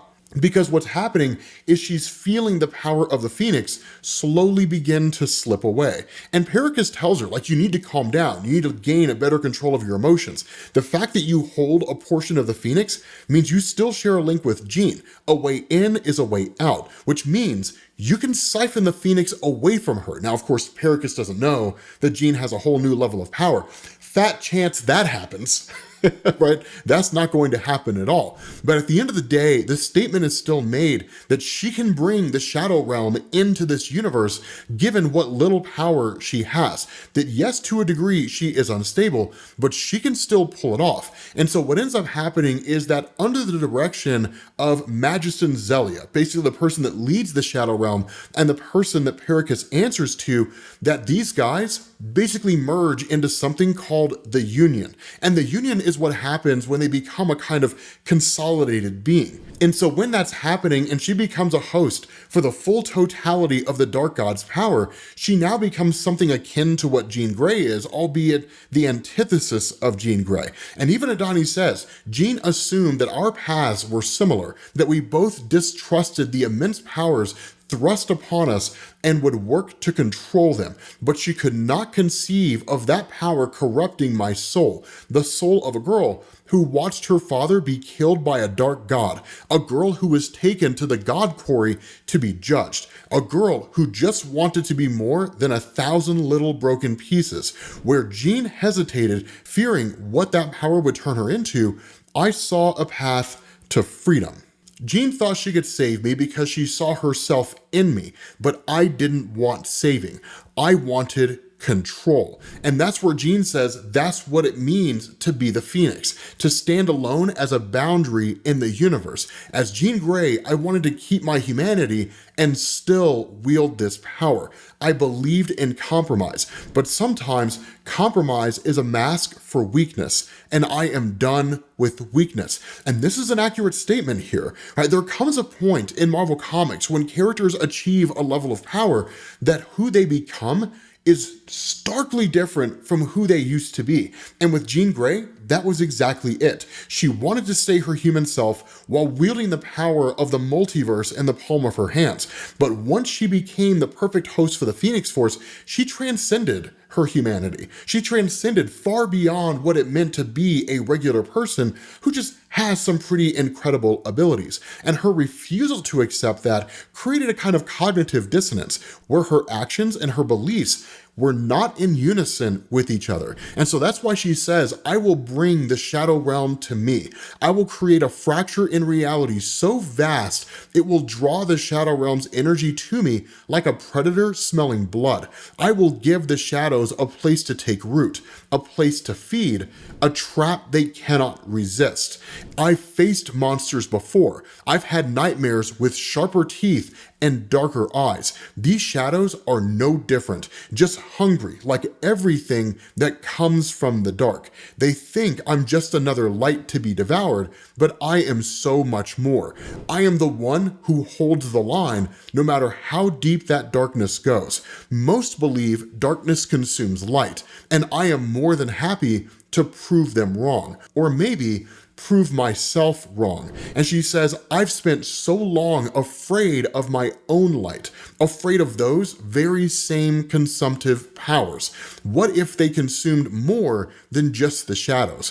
What if they consumed me? But that's a selfish way to think, to let my own fear and guilt drive my actions, to stop me from spreading that light into the darkest corners of the universe where I might be able to help. And that's where Adani confronts her. And it's like, do you really think that's easy? Right? You really think it's that easy, Jean? And she says, that's the problem with you, right? You feel like you can just show up onto the scene and just be a hero, and the world and the universe will embrace your heroism because you're a hero. And that's what heroes do, right? They get parades and people celebrate them and people love them. And where Jean comes and says, I'm sorry, right? I'm sorry that this happened to you, Adani. The response of Adani, do not pity me, right? I'm fine. I'm better than fine. I had no power, none. I couldn't stop Perrikus. I couldn't get you out of my mind. Now I know I can kill you. I can take the rest of the Phoenix Force and do anything I want to. Now again, Adani is possessed here,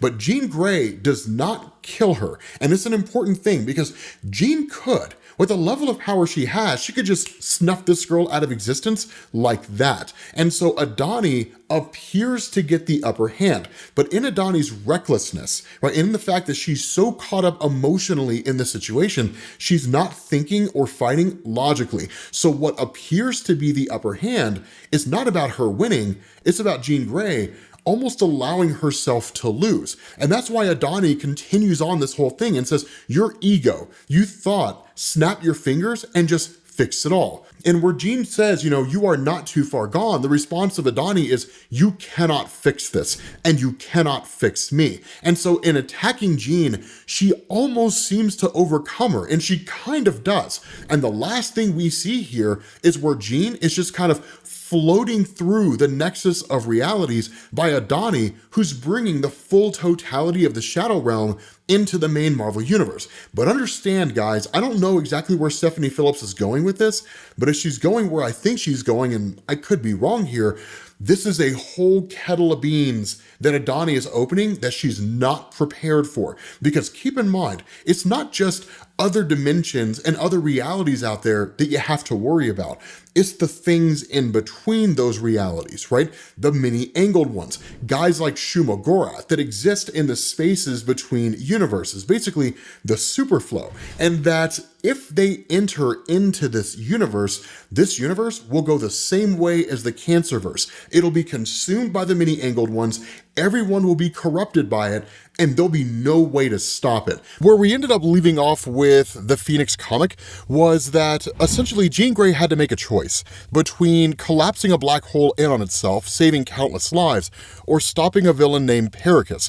Ultimately, she chose to focus on the black hole. The result was that Perrikus landed on a world that belonged to a young girl named Adani. He killed Adani's father and then tricked Adani into believing that the Phoenix was the one who did it.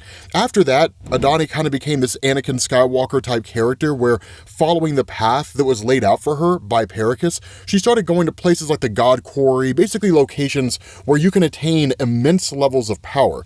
And then she went to challenge Jean Grey. And due to Jean's empathy, the desire to kind of see things from Adani's perspective, Jean bestowed a portion of her power onto Adani, who in that moment turned on Jean. And then you end up finding out that the goal of Perrikus overall, for even doing all of that in the first place, was to basically make it possible for the Dark Gods to begin infecting the main Marvel Universe. The Dark Gods basically being these like antithesis type characters to Asgardians, right? So imagine evil Asgardians, those are the Dark Gods. And that kind of leads us to where we are now, because you kind of get this bit of a final battle, where on one hand, you have Jean Grey facing off against all these Dark Gods, and then on the other hand, you have Adani, who's basically being used by the Dark Gods to bring the Shadow Realm of the Dark Gods themselves into the main Marvel Universe, and then really kind of move on from there and infect the entire multiverse. Now, this is not the destruction of the universe that I'm talking about, right? Kind of bringing it into everything. Again, we're just doing a little bit of cleanup duty here. But by and large, things kind of go the way that you would, with this basically being the conclusion of the previous story,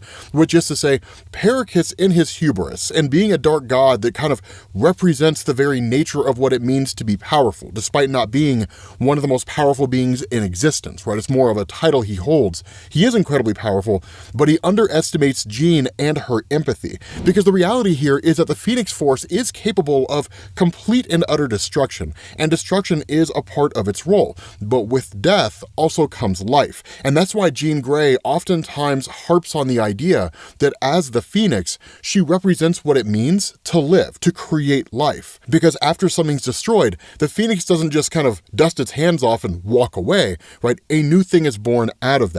And so that's why each one of these dark gods in turn, using powers of illusion, different things like that, each try to step up and stop Jean Grey. But because of the fact that she's channeling the power of the Phoenix, and because the Phoenix, of course, operates on a multiversal level, Jean Grey defeats each and every one of them and then seemingly sends them to other realities, or at least some of them. And so that's why she says, I know exactly what they're doing. First to Kotz, and then to Chell, and then Slototh, right? They want to slow me down, while Adani, imbued with the Phoenix Force, acts as their vessel, distributing pieces of the Shadow Realm to every part of this universe and others. But I can play that game too. And so she says one moment can cause a massive ripple throughout the entire universe. There is the moment before I threw the Frisbee, and the moment after I threw the Frisbee. Of course, basically hearkening back to her story with Annie. Annie, of course, being her childhood friend who was hit by a car and killed.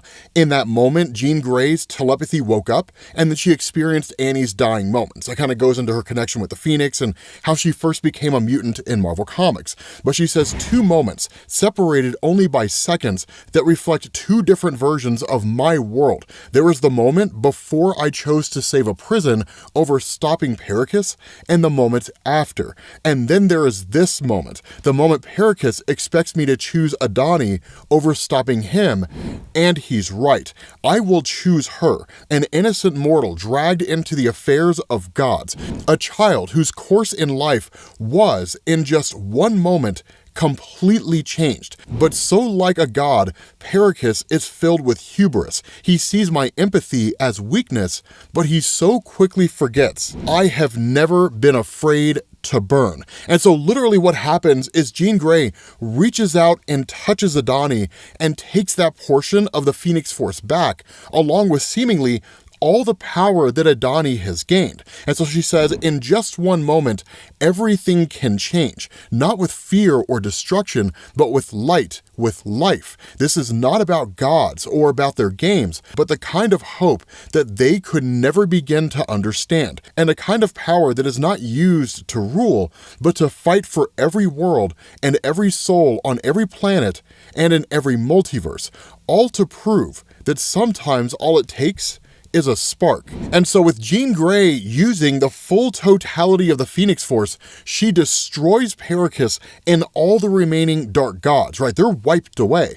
And then she approaches Adani. And what's really fascinating about this is that Adani's entire story up to this point was a feeling of helplessness, right? The loss of her father, the loss of everything that she knew and loved. And so the idea of gaining all this power, even if she was being tricked into using it for nefarious purposes, and due to the sheer amount of of power that she had gained suddenly basically being overcome with some may argue to be some measure of insanity, the fact is that Jean Grey approaches her and says, at the end of the day, yes, you have lost all this power that you had before, the power of the God Quarry, which is basically an unlimited source of power, but it only really becomes a plot device, right? It just gives people whatever power they need to accomplish their goal at any point in time in Marvel Comics. What she's terrified of is at the end of the day going back and just being as helpless as she was before. But not before she asked the question to Jean Grey. She says, can you undo it? And Jean asks what she's talking about. And she says, can you undo what Perrikus has done? Bring back my father and take me home. And Jean says, that is not my purpose. I oversee the cycles of life and death, but interfering, restoring life where it was taken, the universe exists in balance, Adani. I have lost my own family, and believe me, there is not a day that goes by where I don't think about my parents and about my sister. I miss them and I love them, and I honor their memories by maintaining the universe to the best of my abilities. That is the way of the light. Now, there is an important distinction to understand here, and there's an important thing to grasp here, that when it comes to Jean Grey's statement and saying, I oversee the cycles of life and death, this is again kind of death and rebirth. And it's one of the things to keep in mind about like cosmic entities in Marvel. Oftentimes, people who are not overly familiar with cosmic entities within Marvel Comics, they constantly try to find these kind of lines of demarcation, right? Like there has to be some absolute barrier that separates Mistress Death from like the Phoenix Force. But the reality here is there's a lot of overlap between the cosmic entities. It's a very, very messy landscape that's constantly in a state of flux. In fact, right now, the cosmic entity landscape is in a state of flux in the Storm comics. So you're never really going to find this instance where there are just like these clear lines of delineation between what one cosmic entity does and what another does, what one stands for versus what another stands for. There used to be clear lines, but those clear lines have been blurred over the last few decades, truth to tell. And so what ends up happening is that Adani says, I choose light. And in that moment, she kind of snaps back to her younger self. And that's the cool thing about this, because what ends up happening is that the entire world of Adani comes back. Everything manifests. Now, initially, we're kind of left to ask the question, who initially did this? Adani with what little vestiges of power that she had left, or Jean Grey herself, despite saying that is not her role? But we actually get a little bit of clarification here in her conversation with Richard Ryder, because she says, this moon will serve as a sanctuary to anyone who has been harmed or displaced by the higher powers of the universe, a place where children can just be children, and it is protected by me. And the response of Richard Ryder is, I can't believe you built it this fast, Jean. At least I can, but it's still impressive. So clearly it was done by Jean. And Jean doesn't really deny this, right? She doesn't say, well, it wasn't me. She's just kind of like,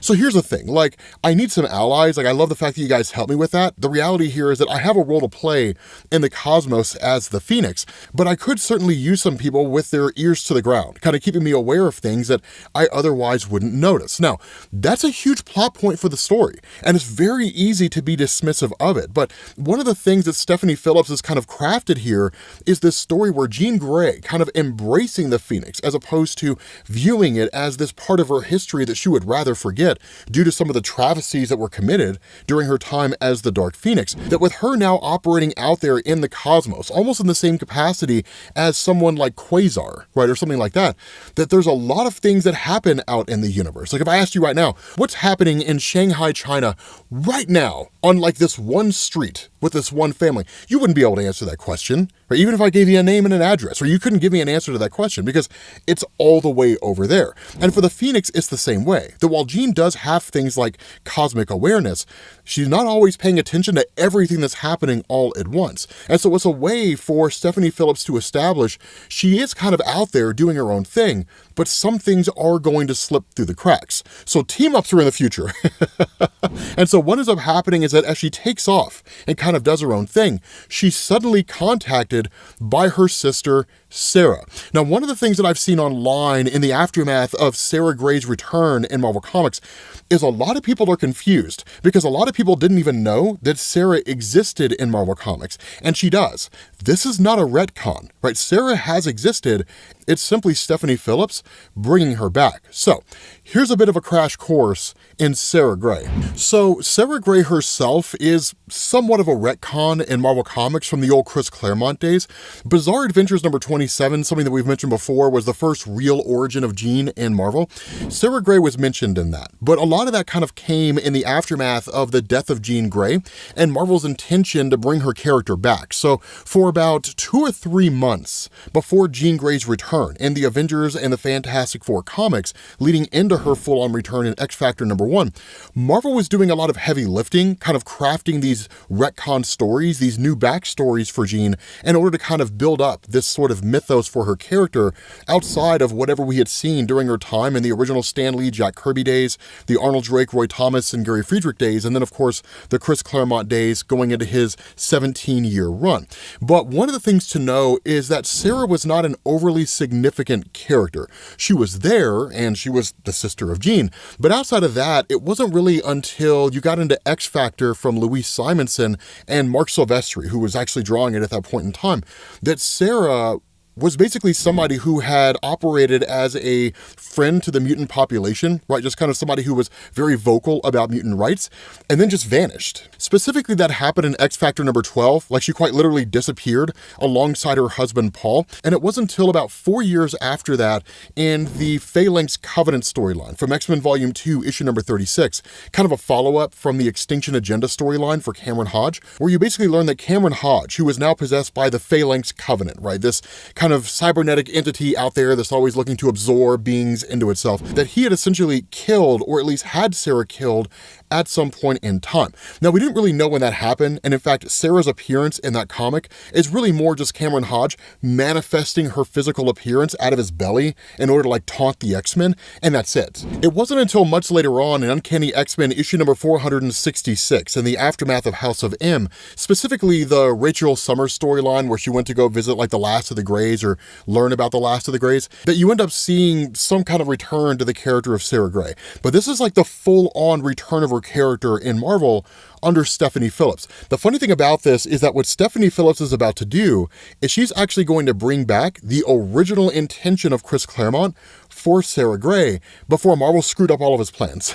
And so what ends up happening is that when Jean Grey is met by the arrival of Sarah, once Jean Grey actually goes to see her, she initially spends time in the white hot room. But when she finally encounters Sarah, she doesn't actually think that Sarah's real, right? Because Sarah's dead, right? Seemingly been dead for quite some time. But before you actually figure out what's going on there, you jump to Cable. Why? Because Cable's a retcon machine, right? Whenever Marvel has an event that they want to do, and they want to like change the present, right? Cable's just going to like jump from the future into the modern day. Don't do that. You're going to break the future, right? That's Cable's whole shtick in Marvel Comics. But the cool thing about this is what he's talking about here is kind of the same thing that Jean Grey was explaining, that there was a kind of sudden surge of energy of sorts, a kind of dampening, right? The universe itself, quote unquote, grown. And so that's why Cable asked the question, have you ever felt the entire universe groan under the weight of change? A weight so crushing it could be felt from years and years into the future. And where he's initially kind of dealing with these criminal guys, doing his own thing, it doesn't really matter to him, right? Because what he's realized here is something has happened in the past and it's sending out cascading effects. It's like an explosion in the ocean 1,000 miles that way. And the tidal wave that's careening toward you right now, that's literally change rippling across the time stream. It will catch up to Cable and it will change everything. But that's one of the great things about Cable having time slide technology, is he can operate outside of time. And that's exactly what he does, right? He's like, there is a cascading wave that is heading here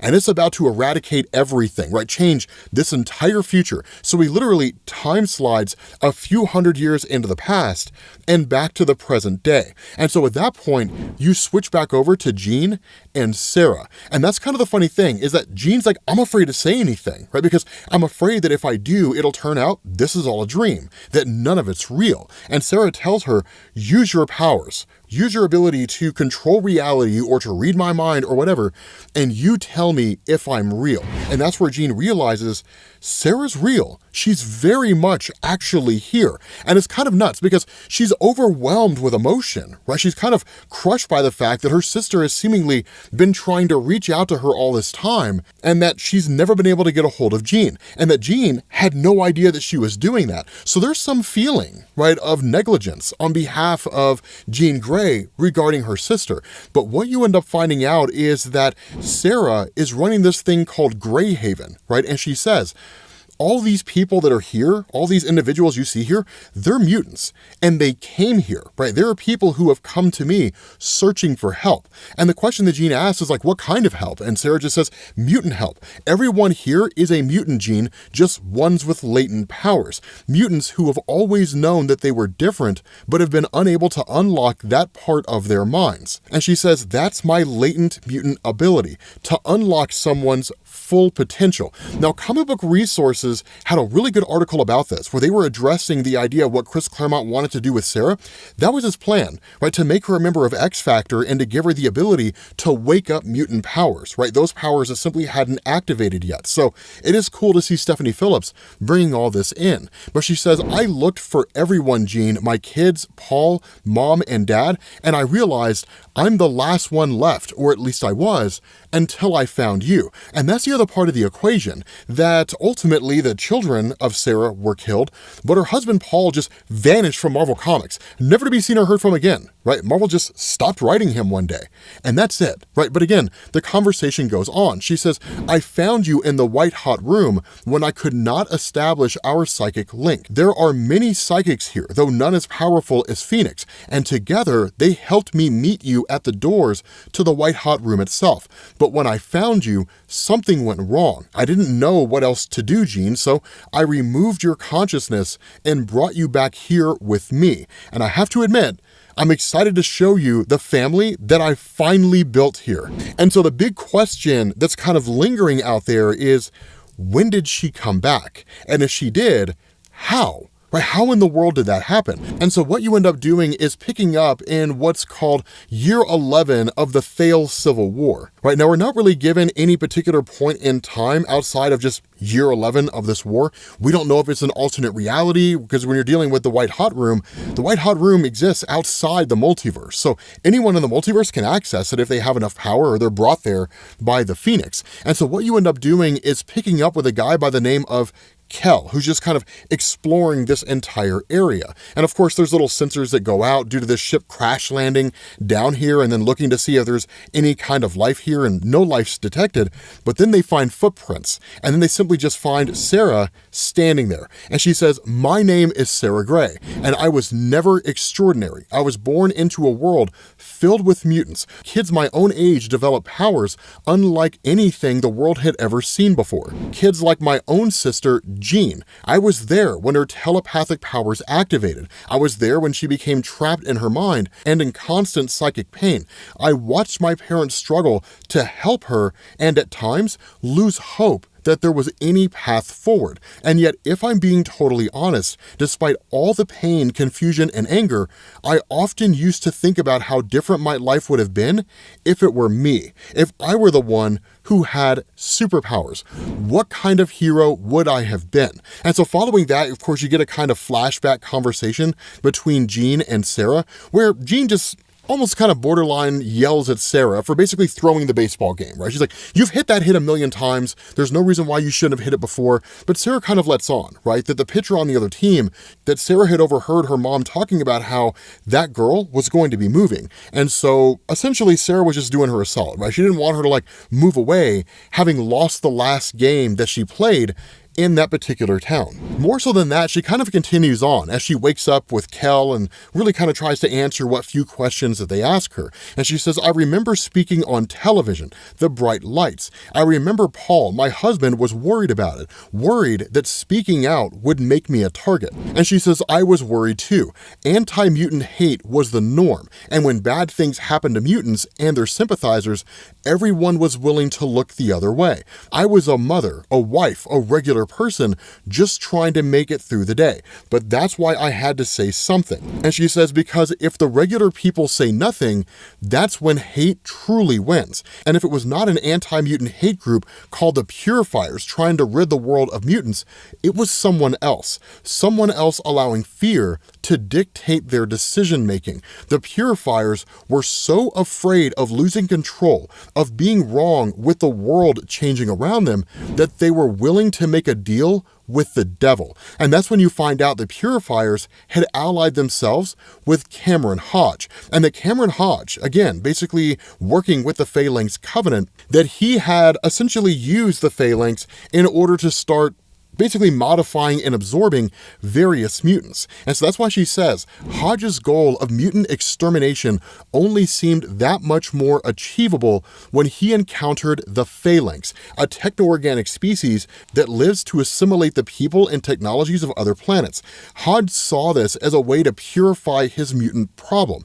The Phalanx technology would reprogram all of Earth's mutants, wiping them from existence and adding the mutants to the collective hive mind of the Phalanx. Now, it is important to understand that at this point in time in Cameron Hodge's history, where he initially was kind of like the publicity guy, right, the PR man for X Factor under Walter and Louise Simonson, that he was actually anti-mutant and was really working behind the scenes to destroy the reputation of the mutant population and to figure out a way to destroy them. All that came to a head with Extinction Agenda back in the 1990s. And then you followed that up with the Phalanx Covenant. So it was kind of the return of Cameron Hodge to a degree. But again, she says, I don't regret standing up for mutant rights. And I don't do it just because Jean is my sister.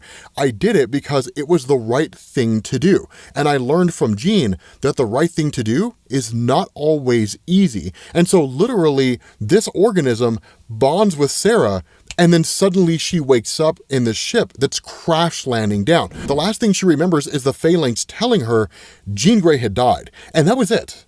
Right? So again, we don't necessarily know how it is that she's come back here. We simply just get her perspective from these various set of events. Because one of the first things she does in the presence of Kel is she uses her powers to wake up the powers of Kel, latent mutant abilities that he never knew he had, which seemingly come in the form of concussive blast. We're not really given a clear explanation of what he can do, and honestly, it doesn't really seem overly important. It's simply just establishing what she's capable of, and that's how Kel joined her side and became her most trusted lieutenant. What's crazy is that in the middle of this whole backstory that she's giving to Jean Grey, Cable shows up and shoots her.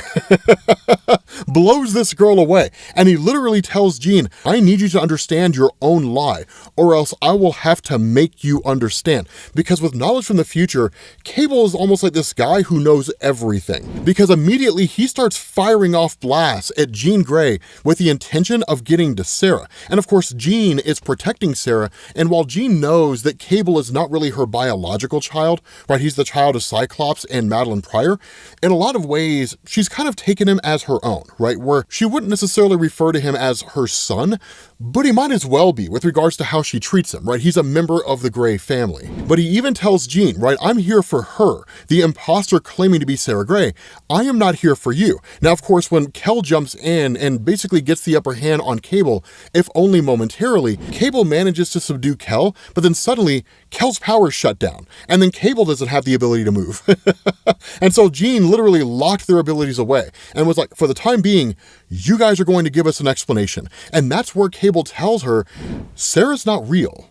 Right? She's not actually your sister, right? She's as real as a memory, sure, but she's not the real thing, not in the way that you are real. And where Jean is just kind of like, no, that's not true at all, right? The response of Cable, you're letting your emotions cloud your ability to see this for what it really is. And he's like, I'm sorry about this, Red, but it's the only way. And he tells his computer, initiate dampeners and begin time slide, because that's effectively going to neutralize Jean's powers. And then he immediately grabs Jean Grey and then takes her through a time slide portal and then brings her into the future.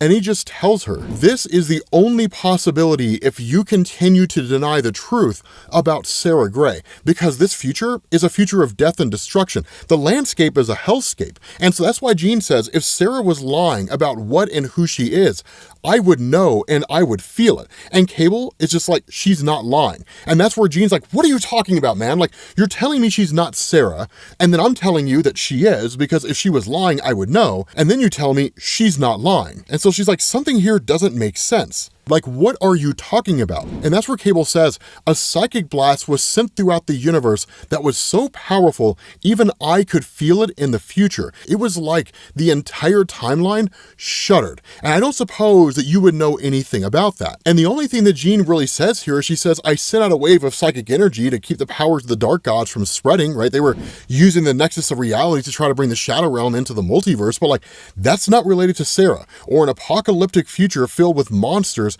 I stopped all of that. And that's where Cable kind of gives this offhanded remark, right? He's like, it's a bad day when I have to be the one to connect the dots for the Phoenix. And that's where Jean Grey starts to realize what's going on, that it really isn't Sarah, that Jean Grey created Sarah. She literally just brought her into existence, most likely by her subconscious. And that's where she says, when I sent out the wave, I connected myself to the universe, putting a piece of myself in the stars. And Cable says, and Sarah Grey is the personification of that energy, that link that you established. And now her existence is killing the universe. So you know what it is that you have to do. Because if you don't stop her, everything's going to come to an end. And the response of Jean, not a chance, right? Like, she's my sister, right? My psychic energy may have brought her into existence, but she does exist. She is a real person. And that's where Cable's like, I mean, I never said that she wasn't real. I simply said she was not the real Sarah Grey. And that's where Jean kind of has a hard time accepting the reality of something. And it does kind of bring in a moral question, right? I mean, if Jean just kind of willed a memory of her sister into existence,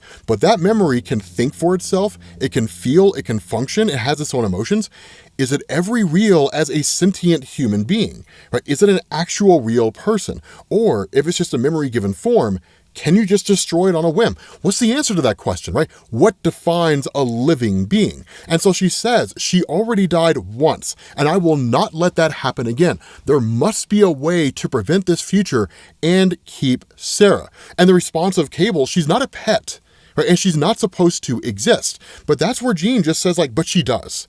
Whether she's supposed to exist or not is irrelevant. She does exist. She's a living, breathing human being built from my love and longing for Sarah. None of that is her fault. Now, it is a really interesting quagmire there, right? Because the same thing can be said for kids. No child asks to be brought into the world, yet they are brought into the world by their parents for whatever reason their parents rationalized for bringing their kid into the world in the first place. And so now that kid has to navigate the world. And there's all kind of philosophical arguments you can make there, right? But the fact is, it's almost kind of like the same thing, right? Jean Grey birthed Sarah into existence, and now Sarah's a sentient being. And so at the end of the day, Cable says, sure, it's not her fault, but the death of the universe will be if you do not act. She is an anomaly, and the universe does not take kindly to those genes. She's a fracture in reality that will just keep growing and spreading, destroying everything and everyone that you love. And so Jean lashes out. She's like, you really expect me to kill my sister? And the response of Cable, that's the difference between the two of us. I would be willing to do it. And in fact, he did. Cable was constantly at war with his clone Strife and trying to kill him, right? But again, two completely different eras and two completely different upbringings. And so it kind of goes back and forth, right? The banter just continues on, back and forth and back and forth. And so where Jean says, you're acting apathetic, but even you couldn't do it when you had the chance. When you first arrived, you shot Sarah and stunned her instead of killing her. And the response of Cable, well, maybe I knew better than to awaken the Dark Phoenix by gunning down her sister. I'm trying to prevent one apocalypse, not start another one. If you would just focus your senses for a moment, I know that you will feel that something in this universe is wrong. And that's where Jean's just like the white hot room, right? It's connected to the very spine of the entire universe. And the white hot room was falling apart all around me, Nathan, and I ignored it. I ignored the signs, ignored that Sarah never asked about her kids or Paul, her husband. I ignored the inaccuracies in her story. And that's why Cable says, I mean, you acted the way anybody would act in this situation, but you are not just anybody, Jean. And Jean acknowledges that, right? She accepts that reality, right? She is the Phoenix. And so at that point, you switch back over to Sarah, right? And Sarah just says, like, she's my sister, and I've lost her again. And there's a kind of back and forth, right? Like, you guys said that she would be here, right? You said that you brought us to the location where she would be. And at the end of the day, Jean's not. Clearly, of course, her and Cable have moved on to some other place. And so that's where Kel is like, maybe she is here, but she's here at a different point in time. She could be 5 seconds ahead of us. She could be 1 second ahead of us, for all we know, right? I mean, that's how time works. And he says, before they left, that man said something about a time slide. Vex and Ro brought us to the right place, but at the wrong time. And that's where this voice comes out of nowhere and says, very astute for a mortal. Jean Grey is in the future, a future where all the universe is in ruin because of you, only for us to find out the person talking is the Inbetweener, who in turn touches Sarah Grey and says, I think that it's time that we had a conversation. I don't know what's going on at Marvel, guys, but they're coming out of the woodwork with cosmic entities. I have never seen this many cosmic entities gathered around stories in Marvel Comics since the days of like Infinity Gauntlet, Infinity War, and Marvel's collapse of the multiverse. So it's kind of wild. Anyway, the Phoenix Force is going to war against the cosmic entities in Marvel Comics. And this is kind of bonkers, right? This is actually pretty much the end of Stephanie Phillips' run. Her run actually ends the next issue with issue number 15. But what this does is this opens up with the cosmic entity, the Inbetweener. And what he says is he asks the question, do you know what happens when light strikes a solid form? It creates a shadow, a figure formed by the absence of light, constantly dependent on light, yet devoid of it. And he says, but the shadow is not merely absence, it is also duality, light and dark, presence and void. And he says, you, Sarah Grey, you are the shadow to the Phoenix's flame, born of the white-hot room, carrying a piece of the universe as your very own programming. Now, here's the thing to understand. Sarah Grey had long since been dead in Marvel Comics. She died way back in the 1990s. She kind of died off panel, but she died nonetheless. When she came back, as we discovered in the last issue, it was because Jean Grey had subconsciously recreated her sister within the white-hot room. But that's not supposed to happen, because what Jean Grey is doing with the power of the Phoenix is she's basically messing with reality, using reality as her own plaything. It's not a nefarious act, but it is an imbalancing act nonetheless. And that's why Sarah asked the question, are you saying that Jean created me, that I'm not real? And the response to the Inbetweener is really fascinating here, right? You are, and you are not. Now, here's the issue when it comes to the Inbetweener in Marvel Comics.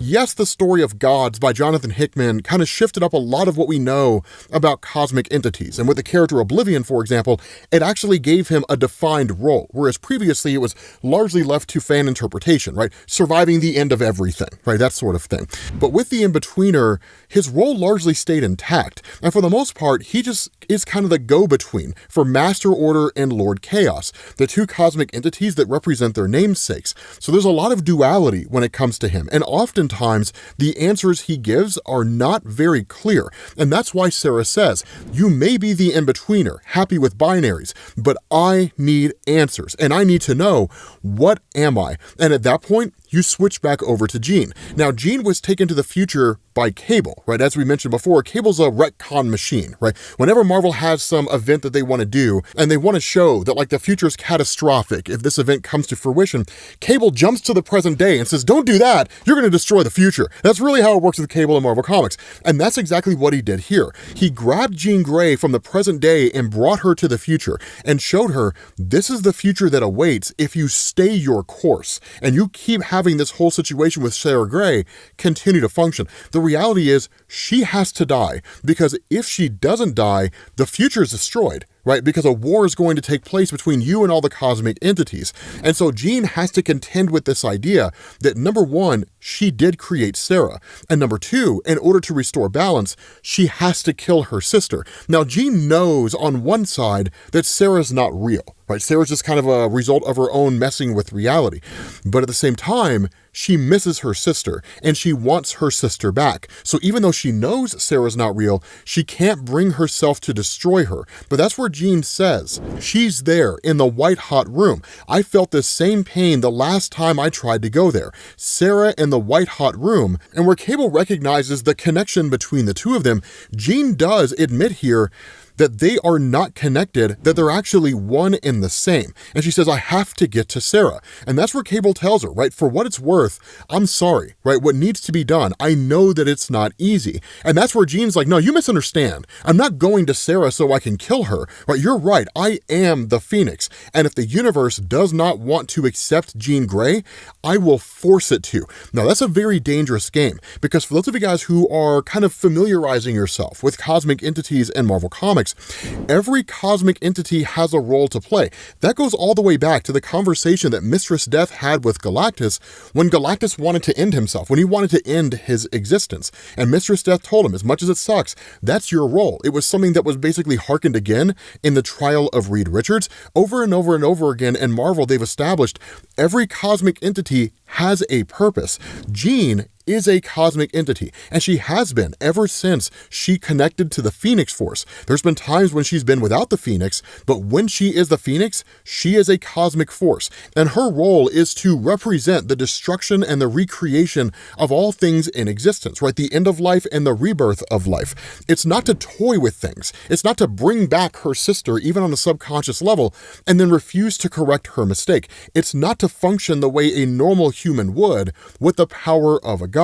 And so what this does, it actually jumps back to a bit of a moment between Jean and Sarah. Now, this is also kind of a retcon, and I'll explain why here in a second.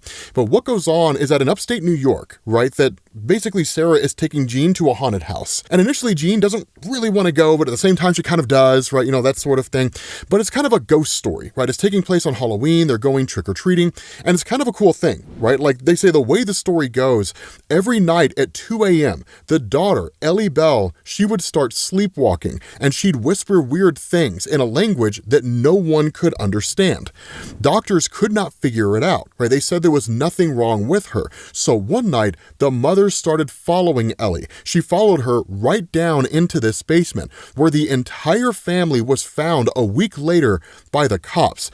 Everybody dead, except for Ellie. She was in some kind of a trance, just muttering nonsense. And that's where you find out what's going on, is these kids are dicking around with a Ouija board. Now let me tell you something, man. In the world of Marvel Comics, messing around with a Ouija board is not like it is here in the real world, where maybe something will happen, and it happened in the craft. No. You start messing with a Ouija board in the Marvel Universe, you start messing with guys like Mephisto, Satanish, you start messing with people like Dormammu or his sister Umar, you could tap into any number of things, right? That's how you end up in the mythology of Ghost Rider, right? And so what ends up happening is exactly that. The lights shut down to this place. And with Jean being telepathic, she literally starts communicating from the dead, right? They're here, they're in the room, and they're mad. He did it, he took our lives. My poor son and my husband, it's all my fault. He killed them. Now, of course, they snapped Jean out of it, but the reason why I say this is a bit of a retcon is because this is one of those instances where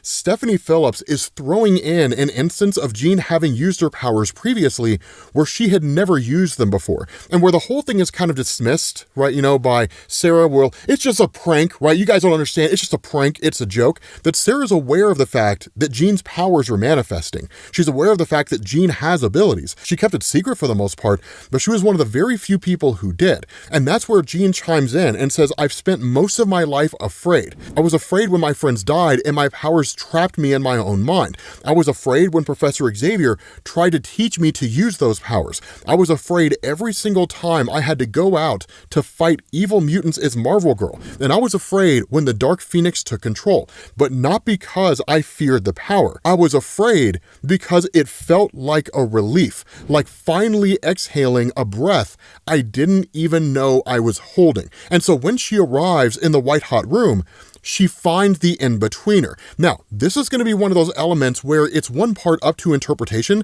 and two, kind of flies in the face of continuity regarding Jean Grey's powers. And the reason why I say that is because whenever Jean has the power of the Phoenix, even just the base powers of the Phoenix, she is a formidable opponent. Whether she can go against cosmic entities, that's kind of up for debate. But Jean Grey, within the white-hot room, is nigh unstoppable. And by all standards of measurement, she should be the White Phoenix of the Crown.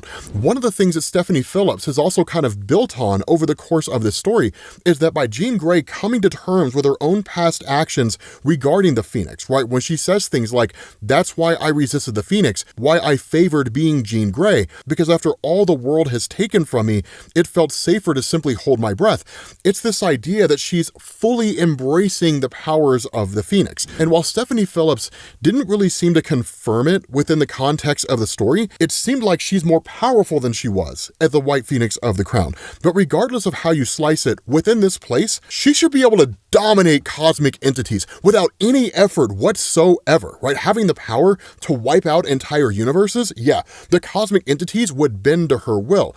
But when she goes to fight the Inbetweener, it has no effect on him. Like when she blasts him with a measure of energy, there's no impact whatsoever. And so she just asks, why are you in the white hot room? And where is my sister? And the Betweener just simply says, the Inbetweener has a right to be here, Jean.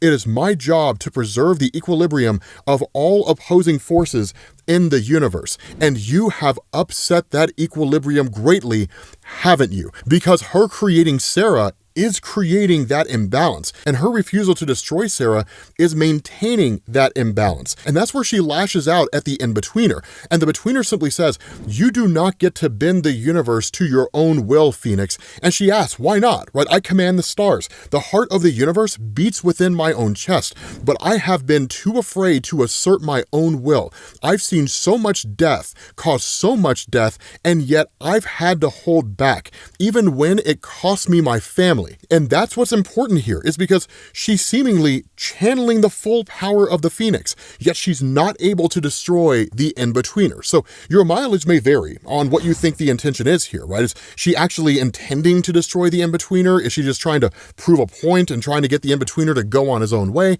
We don't necessarily have an answer to that. But the Inbetweener says, you want to talk about family? That's what this is about. No, how Jean Grey is entitled to change the universe for one being. And the response of Jean is yes, for one being. Not my parents or my nieces and nephews, not the 5 billion lives taken on Dabari 4, just one. And that's where the Inbetweener says that one life has a cost, Jean, and if you are no longer willing to help maintain cosmic balance, the cost will be your life. Because within the white hot room, pretty much all the major cosmic entities manifest, right? Eternity, Continuum, Lord Chaos, the Preordained, the Living Tribunal, Oblivion, Master Order, Infinity. Now, there are a couple new faces here. For those of you guys who didn't read Jonathan Hickman's Gods and haven't really kept up with the cosmic order of things. So the Continuum, the Inbetweener, and the Preordained are actually intermediaries. The Continuum is an intermediary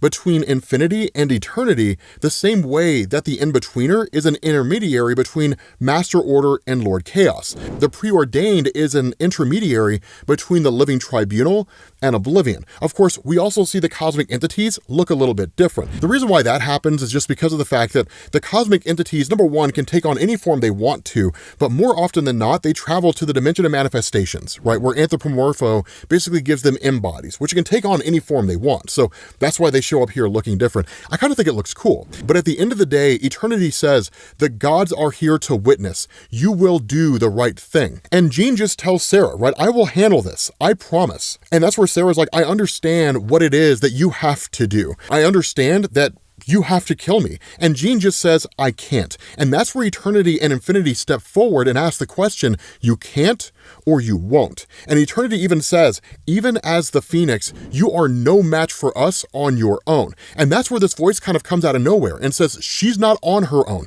She has all of us. And where the question's asked by Jean, right? Like all of us, like who are you talking about? That's when Rookshire, Rachel Summers, Quentin Quire, Hope Summers, Fong Ji Woo, right? All these former hosts, living or dead, of the Phoenix Force manifest. Now, here's the thing to understand. Every single person that you see here is in their own right an Omega level mutant in some capacity, but they all have been hosts for the Phoenix. So it's basically an army of hosts of the Phoenix Force going to war against the most powerful cosmic entities in Marvel Comics. The only guy we're missing here is the one above all.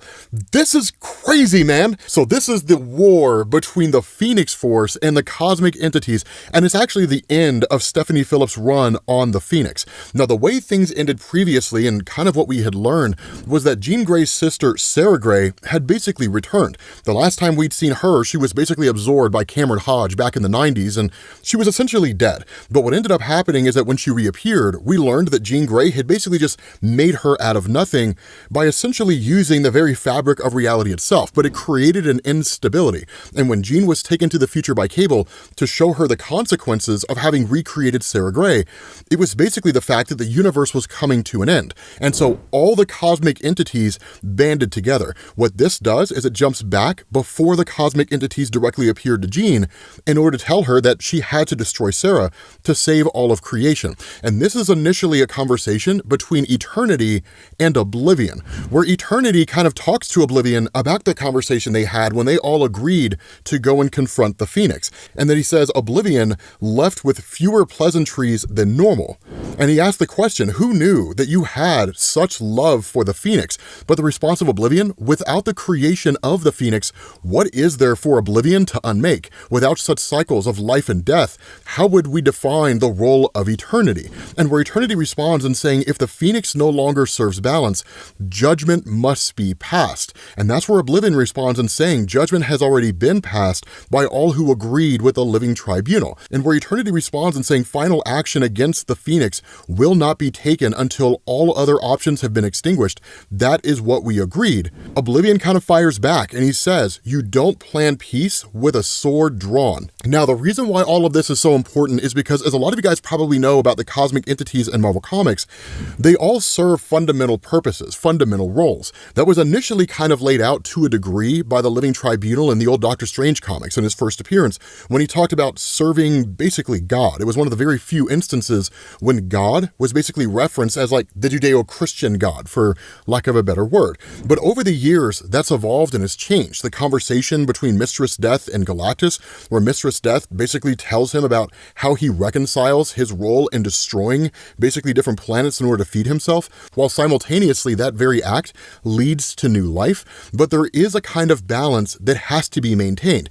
If for any reason a cosmic entity were to abdicate their role and they were to walk away from their responsibilities and go off on their path, they could very well lead to a kind of imbalance within the universe. Now, contextually, Stephanie Phillips is largely just using this in order to justify the story, and you guys will see what I mean here in a little while, but she's not too far off how cosmic entities are supposed to be acting. A really good example of this is when Thanos attained the Infinity Gauntlet and then took over the role of Eternity, the highest ranking cosmic entity within the universe, and that where Eternity sought the basically judgment of the Living Tribunal in order to deactivate the Infinity Gauntlet and then return Thanos back to his normal state, that the Living Tribunal rejected that and simply saying that the weak are replaced by the strong. And so if Eternity was unable to maintain his position in the face of Thanos with the Infinity Gauntlet, and because the Infinity Stones are part and parcel to the universe itself, then Eternity being replaced is just the natural progression of things. So again, a kind of hierarchy and a structure for the cosmic entities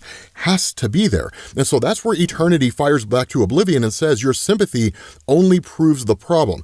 The Phoenix has become too human. And then Infinity appears and simply says, unpredictable, selfish, emotional, all things have their ends. And if the Phoenix resists our will, then this is where the Phoenix ends. And so then it jumps to the current moment. Now, this is a huge inconsistency regarding the nature of the Phoenix within Marvel Comics, and I'll talk about that here in a little bit, but it kind of picks up with Jean, basically addressing everything that's going on, where she says, we're not afraid of gods. We are the Phoenix. But the reality here is that it's a lie. She's horrified in the face of the cosmic entities. That's the first major inconsistency. From Jean Grey's perspective, the cosmic entities are these astronomically powerful beings. They literally represent abstract concepts within a universe. And so cosmic entities can never truly be destroyed, so long as the concepts of order and chaos exist within a universe, meaning so long as just life itself exists, then the cosmic entities will remain. And until such a time where a physical universe is completely eradicated, eternity will exist. That was one of the cool things about Hickman's Avengers and New Avengers, for example. When the Beyonders destroyed eternity and infinity, they were essentially destroying the universe. They were destroying the physical manifestation of it, but they were destroying a universe nonetheless. And so that's why Jean Grey says, because even as the Phoenix, even with the embodiments of past Phoenix hosts with me for strength, I know that we cannot win. And losing means so much more than death. Losing means the family I have left dies with me. It means that the consciousness of all other Phoenix hosts will be destroyed. But winning, somehow saving my sister, it means the white hot room and the souls that reside inside of it will be destroyed, followed by the rest of the universe collapsing inward on itself. Not only that, she says, Rachel and Hope, daughters to me in different ways, and some of the strongest people I know. This is not the reunion with them that I had hoped for, but they appeared by my side with no questions asked. Fong Jiwoo, one of the first Phoenix hosts, Rookshire, the first of the Shi'ar to host the Phoenix, even Quentin Quire with all his quirks, they're all here. This cannot mean nothing. Now, this is where we're talking about huge inconsistencies, specifically the statement where she says, losing means the family that I have left dies with me. It means that the consciousness of all the other Phoenix hosts will be destroyed. The reason why that matters is because this is essentially illustrating that within the White Hot Room, Jean Grey is part and parcel to the Phoenix Force, right? She and the Phoenix are one and the same. And in fact, one of the common themes over the course of the story is that Jean is the Phoenix and the Phoenix is Jean. Now, again, this is just kind of Stephanie Phillips' interpretation. And depending on your view of the Phoenix Force, you really do kind of see it as an inconsistency, because historically speaking, the Phoenix cares nothing about the cosmic entities, not in the sense that she disregards them, but in the sense that they're so far below her. The Phoenix Force is powerful on a multiversal level, capable of creating and destroying realities on a whim. So the only real cosmic entities here that would pose any real threat to the Phoenix Force would be Oblivion and the Living Tribunal. And that's it. And it's really only because of the fact that up until Jonathan Hickman's Gods, Oblivion kind of represented the absence of existence. So he would outlast everything, presumably even the one above all. But in Jonathan Hickman's Gods, the Living Tribunal and Oblivion were basically put on the same level. They're kind of two sides of the same coin, not that dissimilar from like Master Order and Lord Chaos, right? Creation, life, death, that sort of thing. And even within the context of this, Oblivion talks about the idea of the Phoenix Force being his opposite, right? Oblivion represents a lack of existence. The Phoenix Force represents life. And so it's so strange that suddenly within the context of this story, they're all suddenly equal in power, and the cosmic entities have the ability to pass judgment over the Phoenix.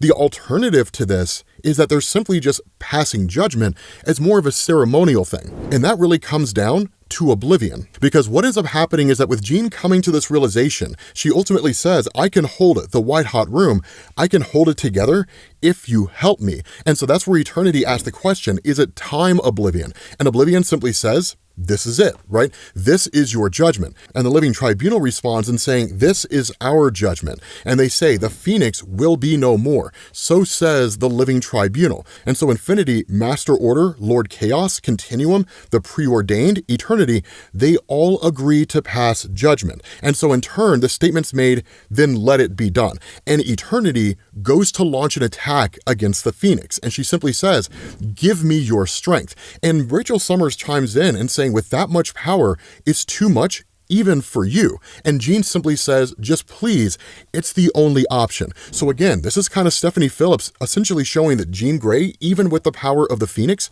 cannot rival the power of the cosmic entities. Which is wrong, which is, again, a kind of inconsistency given the history of the Phoenix Force within Marvel Comics and the level of power that it's historically possessed. And so Jean even says, it's not enough. I've reignited stars, stabilized black holes, ended a god killer, and even stood against the dark gods. But it was not enough. This is the end, and I will spend it holding the very fabric of reality together for as long as I can. The Phoenix has not always always acted with love. The people who have been hurt, the countless lives lost, have made me ask over and over again if I am truly worthy of this power. And usually, I say no. I've done my job because I believed it was better to have it be me than anyone else, because I know how it feels to live with the voices of the dead, and I would not wish that even on my enemies. I've made plenty of mistakes as the Phoenix, but protecting the people I love, protecting my sister Sarah, will never be one of them. And so that's where Oblivion simply walks up to Jean, who just sort of collapses under the power of eternity and the other cosmic entities, and he just says, I've known the Phoenix for eons, through various hosts, varying moods, but I would speak to Jean Grey now, and I believe that Jean Grey has changed the Phoenix for the better. Jean Grey is the Phoenix, but even Oblivion must pass his judgment. And so that's kind of the craziness behind it all, is because Oblivion is the one who goes in for the killing blow, only for Sarah Grey to step in and to simply stop the proceedings. And she just addresses all the cosmic entities here and says, my name is Sarah Grey, a mortal woman from Earth, and I have not passed my judgment. God's acting for the benefit of the universe, speaking on behalf of the cosmos and working to uphold balance. You have all acted without compassion, and without compassion, the universe will fall. In judging the Phoenix, you damn yourselves and all you claim to protect. It's true that the Phoenix Force is one with the human woman, with Jean Grey, but you said it yourself, Oblivion, they are one for the better. Humanity has not simply corrupted the Phoenix, it has tamed it, taught it, wielded it with intent and purpose. And though she may not be a god, she is the best of us, a light in the dark, and even a god needs that. And so Eternity is kind of moved by this statement to a degree, not enough to completely sway him. And in fact, he even says, even the gods need a judge. But that's the role of the living tribunal. The role of the living tribunal is to ensure that all beings across the multiverse are acting in accordance with their various roles. 99.999 repeating on into infinity % of the time, the living tribunal doesn't have to do anything with like normal human beings, right? You have guys like Franklin Richards or the Molecule Man or something like that who could potentially, and historically have, specifically with Molecule Man, potentially represented some kind of imbalance within the multiverse itself, or even been a credible threat to the multiverse depending on the context. But most people just get up in the morning and they go to work and then they come home and then they go to bed and they do it all again the next day. Right? They don't have enough power to change their own life, let alone the universe or even the multiverse. But when it comes to cosmic entities, that's the job of the tribunal. And that's why I say the story and the role of the cosmic entities is just kind of being modified and changed by Stephanie Phillips to fit the story, as opposed to fitting the story into the role of the cosmic entities, because they're not supposed to be human.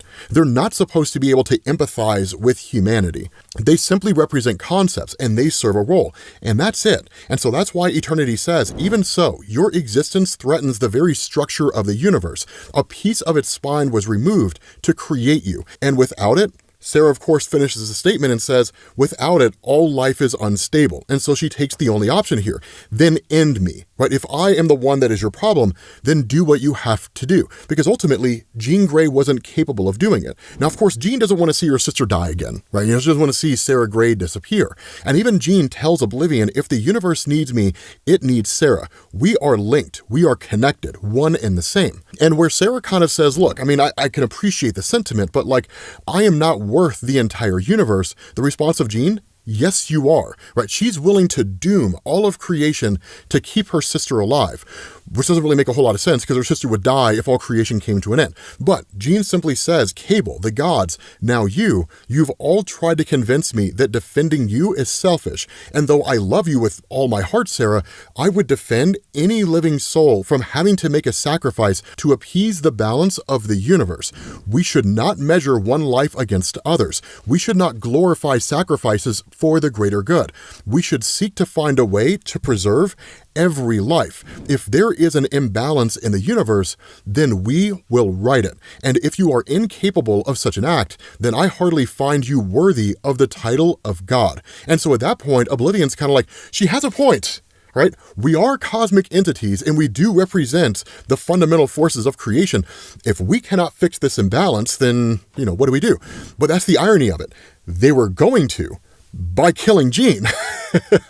And so again, it's a kind of a wonky story, right? Because with the nature of cosmic entities, preserving life and all that kind of stuff, that doesn't really matter, right? Self-preservation, so long as eternity exists, the universe will exist. One goes hand in hand. It's like saying, in order to make sure that your heart beats, you need to make sure that you think about it. No, it's a passive action. It happens whether you intend for it to or not, until such a time that your heart stops, either due to old age or just bad eating habits. But the fact is, again, it's basically changing the Marvel Universe to fit the story, as opposed to writing the story in a way that fits the Marvel Universe. And so at the end of the day, Eternity says, we hear your concerns, Phoenix, but you will not overstep your bounds again. As for Sarah Gray, I think I have something in mind for her talents. And while we're not really told what her talents are, and historically speaking, Sarah Gray's never really had powers. She was just kind of an advocate for the mutant population. That history of advocacy kind of expands out here in the sense that she says that the cosmic entities now call her beacon, a guiding light for the gods, someone to ensure that they don't stray too far from compassion. What does that mean? It doesn't mean anything. She's just there in the Marvel Universe now. And so at the end of the day, her and Jean just kind of have this pretty touching moment where Jean says, are they set on that name, right? And that's where Sarah's like, not the most creative name, but nobody ever said Eternity was that creative in the first place. And so Jean just asks her, are you happy? And the response of Sarah, I am, right? The work I do, it feels important. And she says, occasionally, I do wonder what I am, right? Memories, pieces of the universe. I'm Sarah Gray, and I'm not at the same time. But Jean just kind of reassures her, right? She says, you are Sarah Gray, which is not a misstatement, right? I guess maybe on a atomic level, we're all just sort of pieces of the universe walking around in sentient form. But she says, you are my sister. And thanks to you, Scott, Hope, Rachel, even Cable, thanks to all of you, I am finally happy. And so with that being said, guys, we're going to bring this to an end. It is an official end to Stephanie Phillips' run on the Phoenix. My personal opinion, it started off great, and then she just didn't know how to end it. So hopefully you guys enjoyed this video. If you did, drop a like. Thank you all for watching, and I will catch you all later. Peace.